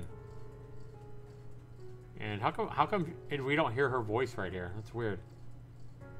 Did I somehow turn the voices off? No, voice volume's still up. Okay. Anyway, she says, do you believe we will have enough time to cross? Time is by far the least of our worries. On the bridges, we are constantly moving, which makes it easier to avoid the prowlers. However, this island does not offer that luxury. We're trapped here. Uh-oh. My body goes rigid as his words sink in. More importantly, the bridges are raised above the waters. Nixie have difficulties pulling themselves up onto the bridges. The soft sloping of the shore will allow far more prowlers to drag themselves towards us. Oh, uh-oh, that's not good. That's not good. Not all will be as dangerous as the ones we've encountered thus far. However, we could easily be overwhelmed. A pit forms deep in my stomach. I stare at him, aghast. I had no idea the situation was that dire. I glance from the waterline to the trees. What am I looking for? I don't even know. A sign of what might be to come, perhaps. Margaret moves into discussion. Her mood is rapidly declining as well. Then what should we do? We shouldn't stay on the shore if the monsters could be coming towards us at any moment. The guide closes his eyes and suddenly looks down. Looks very worn down. So the guide closes his eyes and looks very worn down. Staying in the center of the island is the safest option. However, there's the risk that we may not be able to reach the bridges when they do rise. Prowlers could have taken full control of the shore by then. That makes sense. So he's basically saying if we go to the center of the island where it's safer, when we come back down to see if the bridges are above the water, then by that time there could be so many prowlers on the beach that it would be impossible to get onto the bridges. Remaining here with our lanterns will ensure the prowlers cannot move freely. Good point. My brows involuntarily knit together. I don't like the sound of taking additional risks in the area that is already so dangerous, but our options are thin.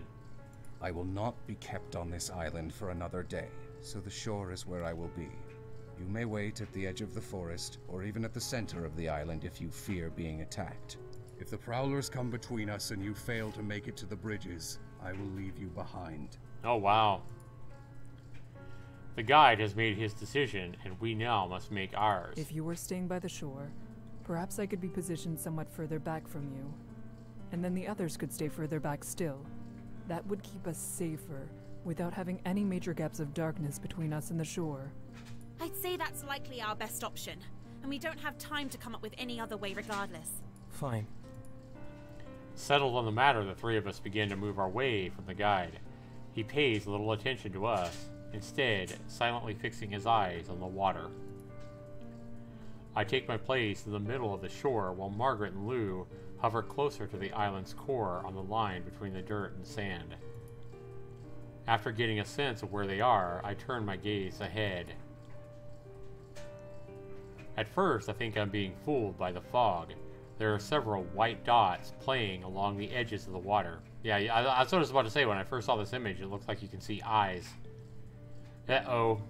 Those definitely look like eyes right there. And right there.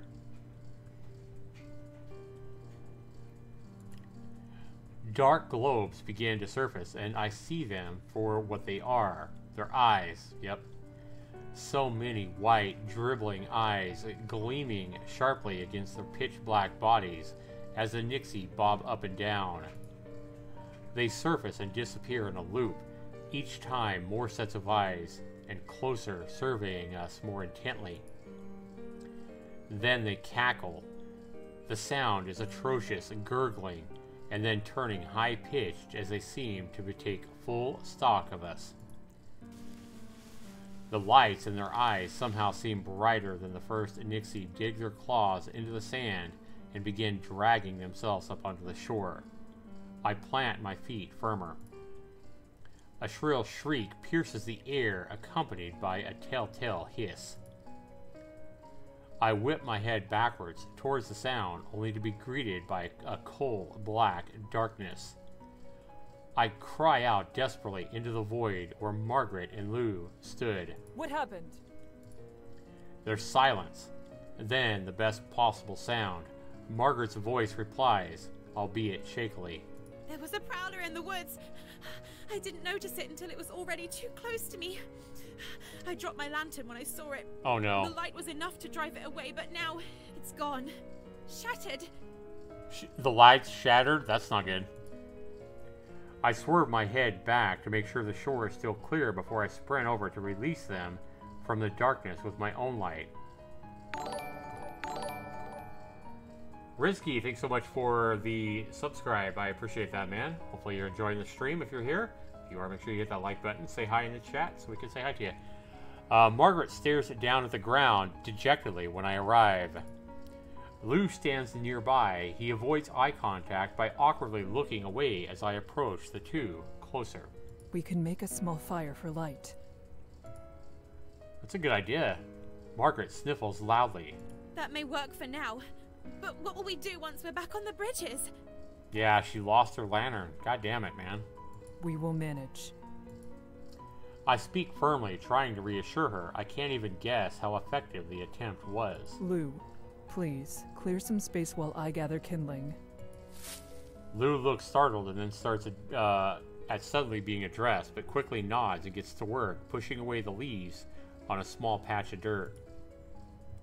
Margaret moves to help him, though she still looks terribly upset. I feel awful. It wasn't her fault. We dig a few inches down in the soily soil before making an edging with the rocks to stop the fire from spreading, or from giving us a repeat of last night. Yeah, we don't want to spread fire like it was burning the bridges. I layer the fuel quickly and light a match at the base of the pit. Margaret strokes the fire, with Lou looking on. The grass ignites easily and showers the area with enough light to keep anything else that might be lurking in the forest at bay. I release a discreet sigh. We're truly lucky no one was injured or lost during this ordeal. I keep that thought to myself, however. Hearing it would only make Margaret feel even worse. You should go back to your position, Kika. It will all be for nothing if we can't make it onto the bridges in the first place. Good point. Right. I force myself to sound bold. We're going to get through this. Margaret attempts to smile at me. Lou views her empty expression for a moment before turning to move towards a nearby tree. He easily scales it. Absolutely puzzled, Margaret and I watch each movement as he lifts himself into the branches. Wow, he just climbs a tree like a monkey? It's kind of weird. I figured there's not much of a chance any Nixie will get a hold of me here. They won't climb. His voice is lighthearted with an easy confidence. Well, I won't bother trying to argue with that logic. Margaret has shaken off some of her sorrow, and it seems to be in a better mood now. I smile to myself. I'd like to believe that Lou will truly be safe from those predatory creatures this way.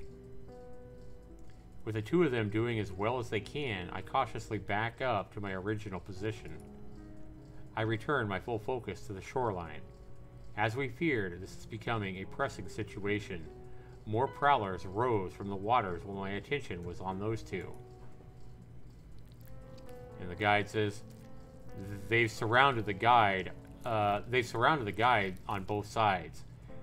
The only way to gain distance from them would be to delve further into the island, yet the guide shows no signs of giving up his position. He remains where he is, resolving to keep all the monsters near him at his sight. And he's holding his light, which they're fearful of light. I grow more unnerved the longer I watch this. The guide seems impervious to the dangers of Sinlos. This is the first case where I can't tell whether he will continue to be fine as always or not. It's a distressing notion. As they creep ever closer, I can't stay silent any longer. Your safety is most important. Consider retreating. He doesn't face me, but he replies, I cannot do that. Nixie recognized signs of weakness. Backing away will only increase the odds of them attacking. Wow. He seems to know what he's talking about, though, huh? I grip my lantern tighter as I swallow hard.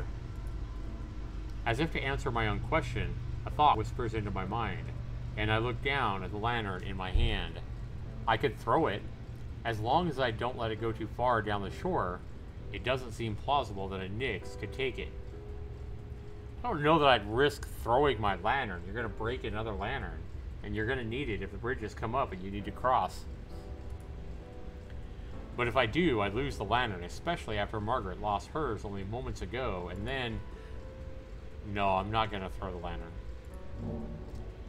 I can't act rashly here. The guide has managed through every situation we've been through, as well as countless others that we didn't even bear witness to. I resolve to continue with what we've planned and keep my position. Without flinching, the guide holds his own, keeps hold of our position on the waterline. I periodically switch between watching him, the others, and the rest of the shore. As I scan the forest, there's a stinging groan. Was that the guide? It can't be. I stand rigid in shock, a painful prickling sensation going down my back, before whipping around to face the truth. Uh-oh. He's crouched low on the ground, staring forcefully at a group of Nixie head-on. There is a whole other group of monsters rapidly crawling back into the water. Hey! I step forward with a shout, but he puts out one hand to halt me. I do not go further. I and those creatures motionally watch for what he is going to do. His fingers curl tightly around the upper half of his staff, and with great effort he begins to rise to his unstable feet. The moment he is fully upright, the guide aggressively swings his lantern at the encroaching Nixie. He catches them completely off guard, and they scatter to rejoin the rest in the black depths of the water. The guide crumples back into the sand unceremoniously. I can hear his ragged breaths as he regains his composure. It seems like he's pretty good at this, though. He seems like he handled that very well. He tugs at one side of his cloak, bringing it closer around himself. It covers up a dark, growing stain creeping through his right pant leg. Even while collapsed, he seems compelled to hide his fragility. Did he get cut? He tugs at one side of his cloak, bringing it closer around himself, and it covers up a dark, growing stain creeping through his right pant leg. So he got hurt. He got injured. Is that admirable or saddening? I don't even know anymore. The guide roughly pulls himself back to his feet and forces himself to remain standing. The rest of us must remain strong as well if we're going to survive this night. Gripping my lantern, I watch over everything and everyone in sight vigilantly. After an untold period of time, the water begins to stir. There's an unusual gurgling, a sound I never thought I would be relieved to hear. Slowly, creakly, the bridges make their nightly appearance. Sinlos is an overwhelmingly cruel environment. This island has felt... Damn it. Sorry.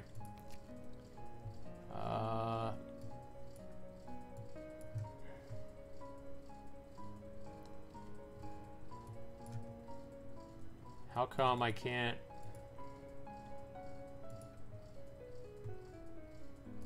There we go. Sinlos is an overwhelmingly cruel environment. This island has felt like a safe haven for such a short time ago, but that has been twisted to the point where I am grateful for a chance to return to the maze, and we may not even reach that. More Nixie are breaching the water and wrenching themselves up onto the sand. The guide signals to all of us. We have to leave! Thanks to his position on the shore, the guide is able to board the bridges without confrontation. For the rest of us, however, the Nixie begin to crowd the opening. It appears they want to get on themselves. We have desperately little time before we'll be cut off from the guide. So they're trying to cut us off from the bridge. I look to my lantern. Will this light alone be enough to cause them to disperse so that they can get onto the bridge? Come on! Margaret's shout cuts straight through my thoughts. Oh, that's smart. She's got she lit a stick. Torch. She's advancing towards me, holding a heavy stick with the end set on fire as a makeshift torch. The sight is striking. A very smart woman here, Margaret is. It won't last long! We need to get through now! She needs not say any more. The three of us push our way forward, and as we advance, Margaret relays her plan. We'll toss the branch when we get close. The smoke spewing off this thing is making it even harder to see than usual. So you tell me when it's time, Kika. I can do that.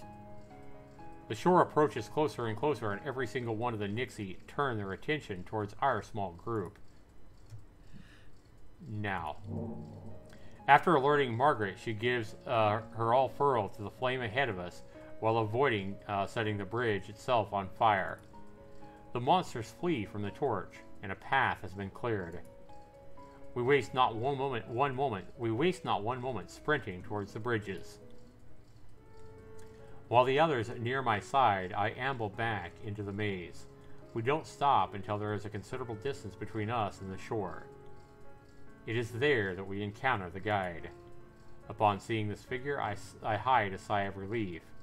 We haven't been left behind. Our arrival doesn't change the guide's empty expression. He does not say or do anything, instead allowing all of us to catch our breath. Lou looks as though his legs might fall out from underneath him. Normally, I wouldn't ever say anyone on these bridges are lucky.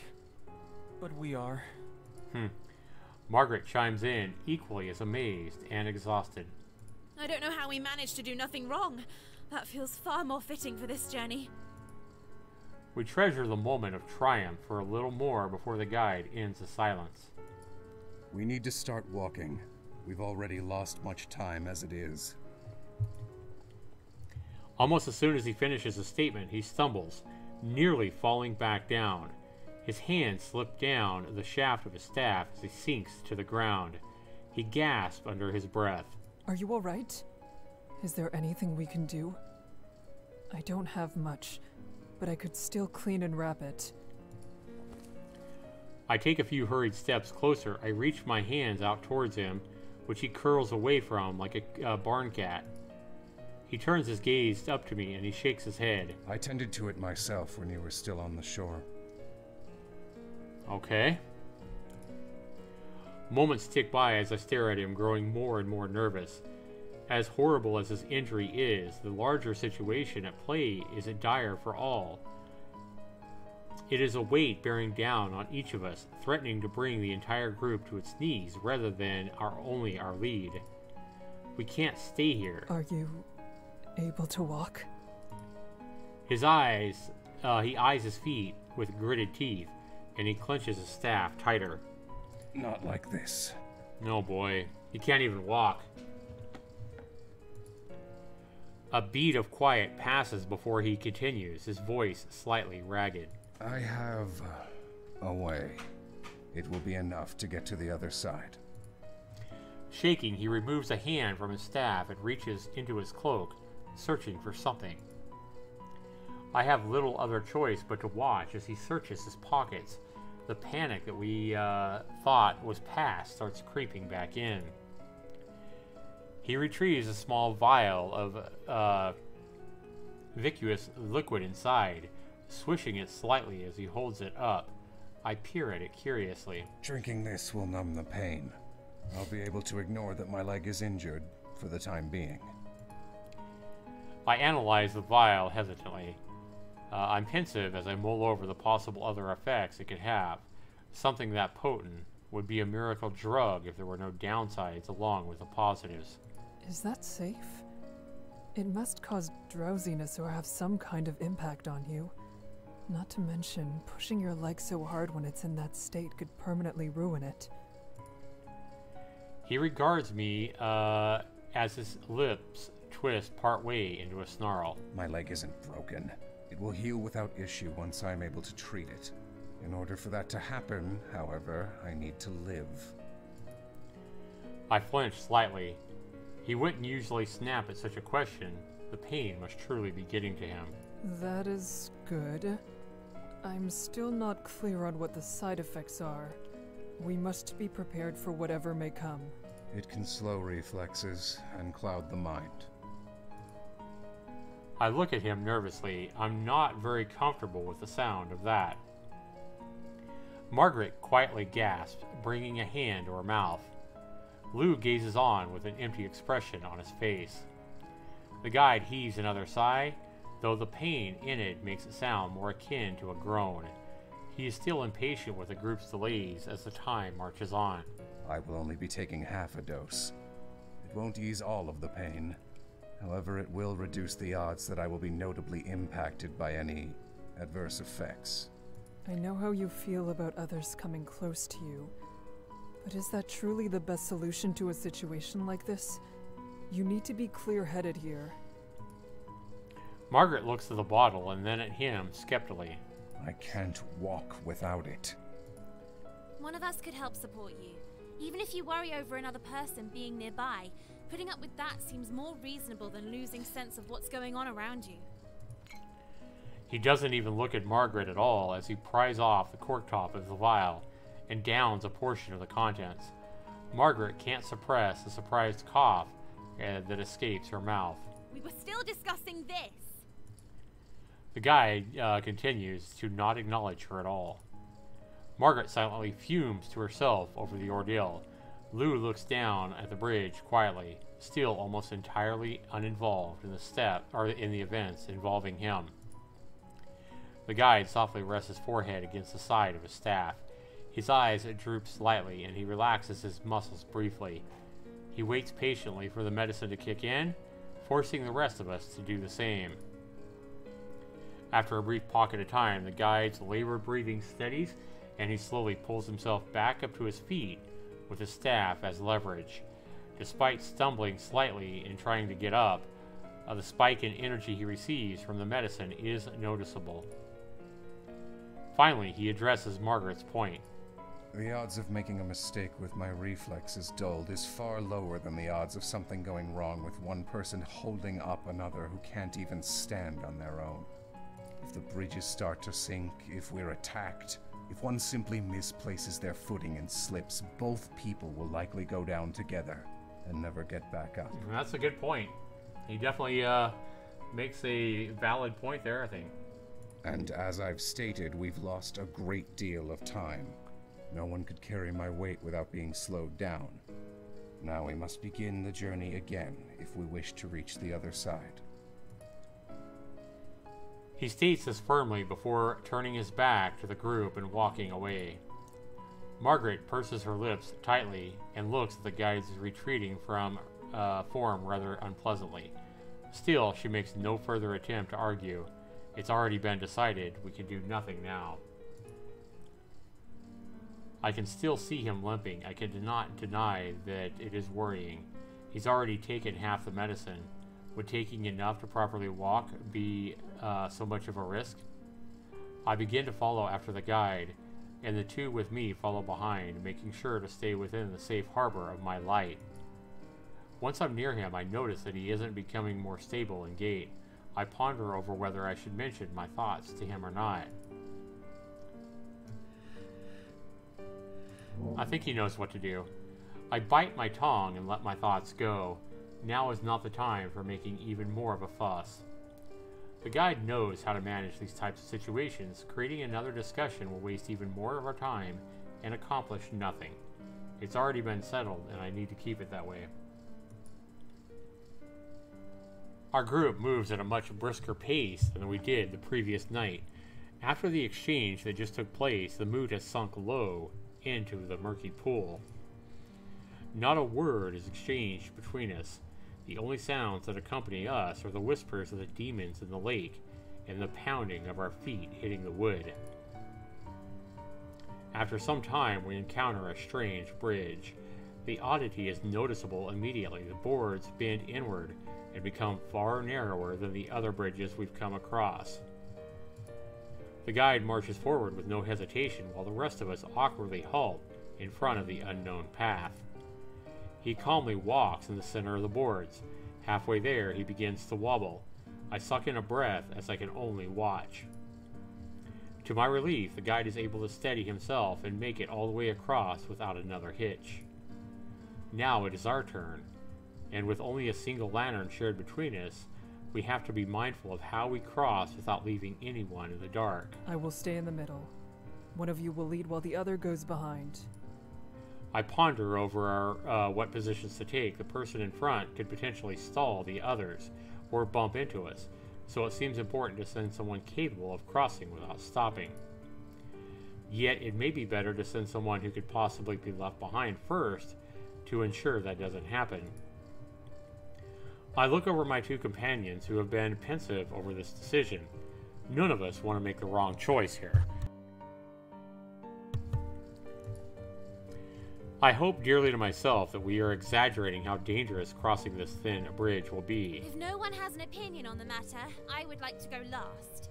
It would be easier for me to match someone else's steps than to walk without a lead. Lou surveys the bridges nervously as he wrings his hands together. I think I could go first. Margaret gives him a weak smile of appreciation. And with the order decided, we carefully start to make our way across. First, Lou tentatively steps on to the narrow bridge. A few seconds later, I follow after him, and after a pause behind me, Margaret also starts to cross. As we inch our way across, something strange starts to happen. I notice that the bridge starts to bend down to the right. I suddenly realize that the weight of all of us is stressing the support beams. Uh-oh. The others have noticed as well, as sounds of alarm resound from both me and from behind. I speak in a hushed whisper, trying to remain calm. We need to focus on keeping ourselves centered. We can't let the bridge tilt. I think over our predicament. I can't leave Margaret behind. There's nowhere for her to go, with no other source of light nearby. Lou could try going by himself while we keep still. We aren't close enough to the guide for Lou to remain in light completely. However, with only him moving, hopefully the bridge will remain stable enough for him to cross it quickly. With him safe on the other side, we'll have an easier time keeping the bridge from bending again. I can't be sure if it's worth the risk, though. Those concerns may be a knee-jerk overreaction to seeing a sign of danger. If all three of us go slowly, it's possible we could still cross together. Lou, go without us. I hastily share my thoughts on the matter with the other two. He looks down the path ahead of him, and I can't see his expression. Margaret keeps quiet, a silent agreement towards the plan. Without any further conversation, Lou begins to carefully make his way down. It mostly stays in one place. The bridge slightly creaks from side to side. Luckily, it is not extreme enough to tilt any unbalance or imbalance anyone. Lou successfully reaches the edge of my light. For a moment, he stares down the path of darkness. Lou manages to inch closer and closer to the other side. However, his frantic pace causes him to misstep. Uh-oh. He gasps as the upper section of the bridge lurches to the side. I want to desperately help him, however, I'm hit with a painful reality that the only way to do so is by remaining still. Any step I take towards him would only shake the bridge even further. I have no choice but to simply watch what unfolds. The bridge continues to tilt deeply to the side. He loses his footing and falls off the bridge, plummeting into the inky water. He doesn't call out for us, or for anything. Lou! Oh no. No, how you doing, Madden? I shout despairingly, but my voice can't help. Lou never resurfaces. There's not so much as a bubble coming up from the lake. Man, now we've lost 2 people. The bridge slowly creaks back into place, sloshing it as it settles into its original position as if nothing happened. An eerie stillness overtakes the area as I stare, mouth trembling, at the place my companion was lost. I'm overwhelmed with feelings. My eyes fill to the brim with tears. Why did this have to happen? Before I have any time to grieve, the guide's voice rings out on a wind from across the bridge. You cannot stay there. You must keep going. I count my breaths in an attempt to calm myself. As long as I stand here, Margaret can't move. I'm going to start walking again. Okay. Now, with only 2 sets of feet instead of 3, it's not as difficult a journey to make. The mere idea of one of us being missing pains me to my core. Eventually, we make it to the other side of the narrow bridge, and the remaining 3 of us stand together quietly as we process what just happened. I place my free hand over my face to cover my eyes as I begin to weep. Not all of us made it. No matter how many times I state it in my head, I am not able to make myself accept it. We were all here just a moment ago, and yet now, how could this have happened? Forget what you saw. As of right now, nothing matters except for the fact that we have yet to reach the shore. Morning will arrive soon. We must continue. I can understand the words. I need to keep myself together until I reach the shore. And yet, it seems impossible to actually do. Everyone is being lost one by one, and I can't take it. Margaret huddles close to me. She's also sobbing quietly into my shoulder. I can hear her faintly whispering apologies over and over like a heartbroken mantra. The guide taps the base of his staff into the boards, not allowing us to become lost in our sorrow. Margaret sniffles and wipes the tears away from her eyes. She begins to walk forward. She looks behind her to see if I'm still remaining close. I manage to make myself take a step forward. My stomach twists as we simply have to move past the death of another person for the second time. This is so cruel. Lou was a brave man. Despite whatever had been plaguing him, he didn't let it stop him in place. He could have done so much more, but all that was lost in just a moment. I'm sorry. I'm so sorry. After hours of navigating the web of bridges, the faint silhouette of the shore creeps into view. It seems unbelievable that the end is in sight. Even that wisp of hope does little to ease the ache inside of me, and I feel hollow inside. Those of us remaining continue the direction of the shore, and the darkness around us begins to break. A seed of worry sprouts inside of me. Will we make it? The guide ahead seems to have no sign of concern on his face. I hold on to hope that we will be able to make it through. Here comes the sun. We near the end of the bridges. I can smell the trees and the earth, and even through the fog I can almost count the remaining bridges between us and land. Uh-oh. But between the end and us, another prowler appears. This is not good. Margaret releases a distraught sigh. With her free hand, she rubs her eyes in exasperation. I eye the monster intently. It makes no move, and it makes no move to leave us, and so I turn to the guide instead. Here, take my lantern. Once it's scared off, we'll make our way to the shore. It shouldn't be an issue with it so close by. The guide says nothing, however he extends his hand to to accept my offer. I feel my body tense for a moment before relinquishing my light to the guide. It's not much further. I'm sure we can make it. The guide slowly steps ahead. He and the creature brace for a confrontation. Margaret and I stay close enough to the guide's back to keep from being left behind in the darkness. Be ready to run. Don't get left behind. He then darts forward and launches the light directly at the prowler. So he throws the light at the prowler. It makes a snarling hiss as it retreats defeated back into the black, murky waters. None of us waste even a second looking back, and we push forward.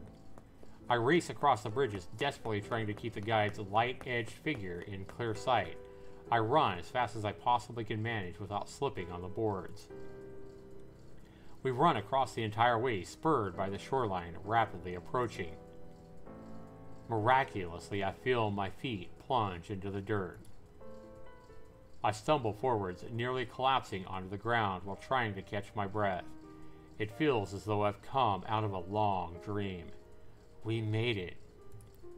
Margaret cries loudly, unable to contain her emotions as she reaches the shore. I rest there quietly for a few moments, taking time to allow my breathing and emotions to settle down. Finally, I look up from my lap to see Margaret standing ahead of me. Her face is buried in her hands.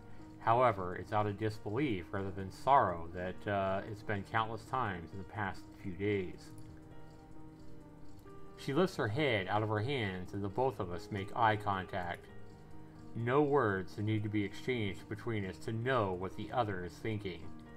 I'm glad for it because I'm not sure I would be able to speak even if I needed to.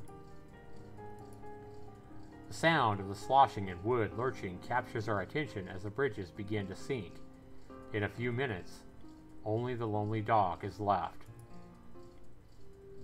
And with that, the guide walks towards me. It is time to leave this place. There is nothing left for you here. Upon being addressed by him, I rise to my feet. He has a calm look on his face, though there is force besides his serenity. I open my mouth in an attempt to speak, however I quickly realize I have little idea of what to say. Do I thank him for this? Should I give him my trust? Was our survival because of him, or despite him? Even now, I cannot know for certain. And then the fog is removed from my thoughts. After everything that has happened, it becomes clear. I harden my face to match his serious disposition. There is something he is certainly right of, that this lake isn't a place to linger. Going round and round in circles will never help. We cannot submit our lives to our minds to Sinlos. For better or for ill, there is only one person who can help those once they are within its grasp, the guide. If we were removed, the place would be no safer.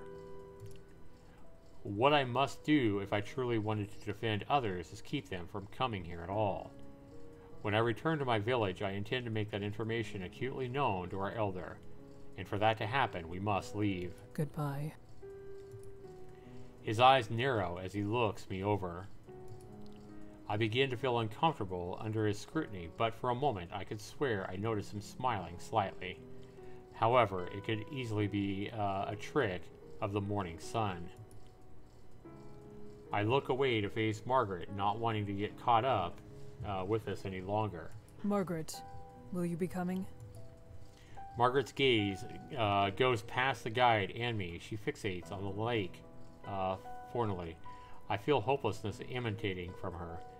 She lost something important from the inside of her in that lake, something she will never get back. I empathize greatly with her, knowing that feeling is one we will never escape from, even after this lake is far behind us. Margaret seems to shake the feeling off and turns towards me. The smallest of smiles graces her lips, and she nods. Yes, I'm coming. Margaret's vigor returns to her at the end of that sentence. She speaks with a little Brit, the confidence she had at the beginning of her journey. She gives one last look to her lead. Her gaze is harsh and scrutinizing. I'm not entirely sure of what she's trying to convey with that look. but it isn't for me to know.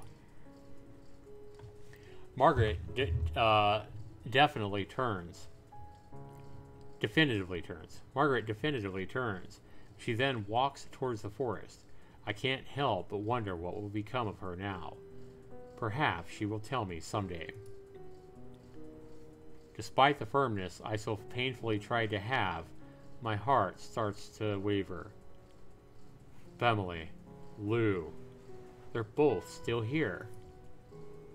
I wish to give them a proper farewell. I want to do something, and my eyes begin to water, and I almost turn back, around.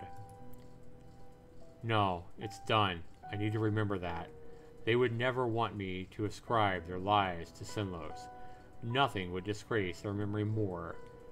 I will keep them in my thoughts without allowing the lake to poison me. With my steadfastness truly regained, I march into the light with no hesitation. And with a solemn heart, I at last arrive at Hammer. They were grateful to see me, for it was a desperate situation indeed. The urgency meant that my mind was occupied with other matters.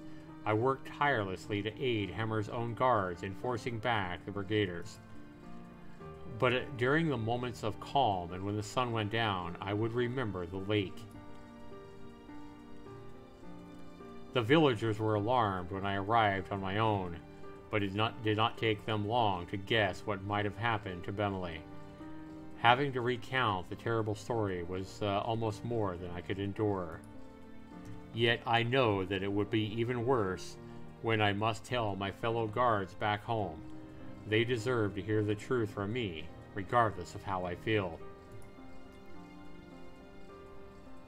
Margaret and I parted ways before I arrived at Hammer. She did not say where she would be going or what she would be doing. She did, however, put on a smile as she departed, which I felt was more for my sake than for her own. I hope that she is well wherever she is. I would like to think that somehow we may see each other once more on another day. When receiving payments for his services, the guide must give a report of all those who both succeeded and failed to cross the lake. His retelling of events had little to say of Lou.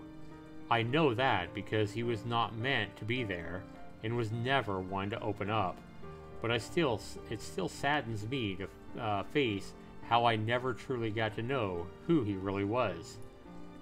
I can only pray that those who cared for him will learn the truth of what happened. I have not heard nor seen the guide since then.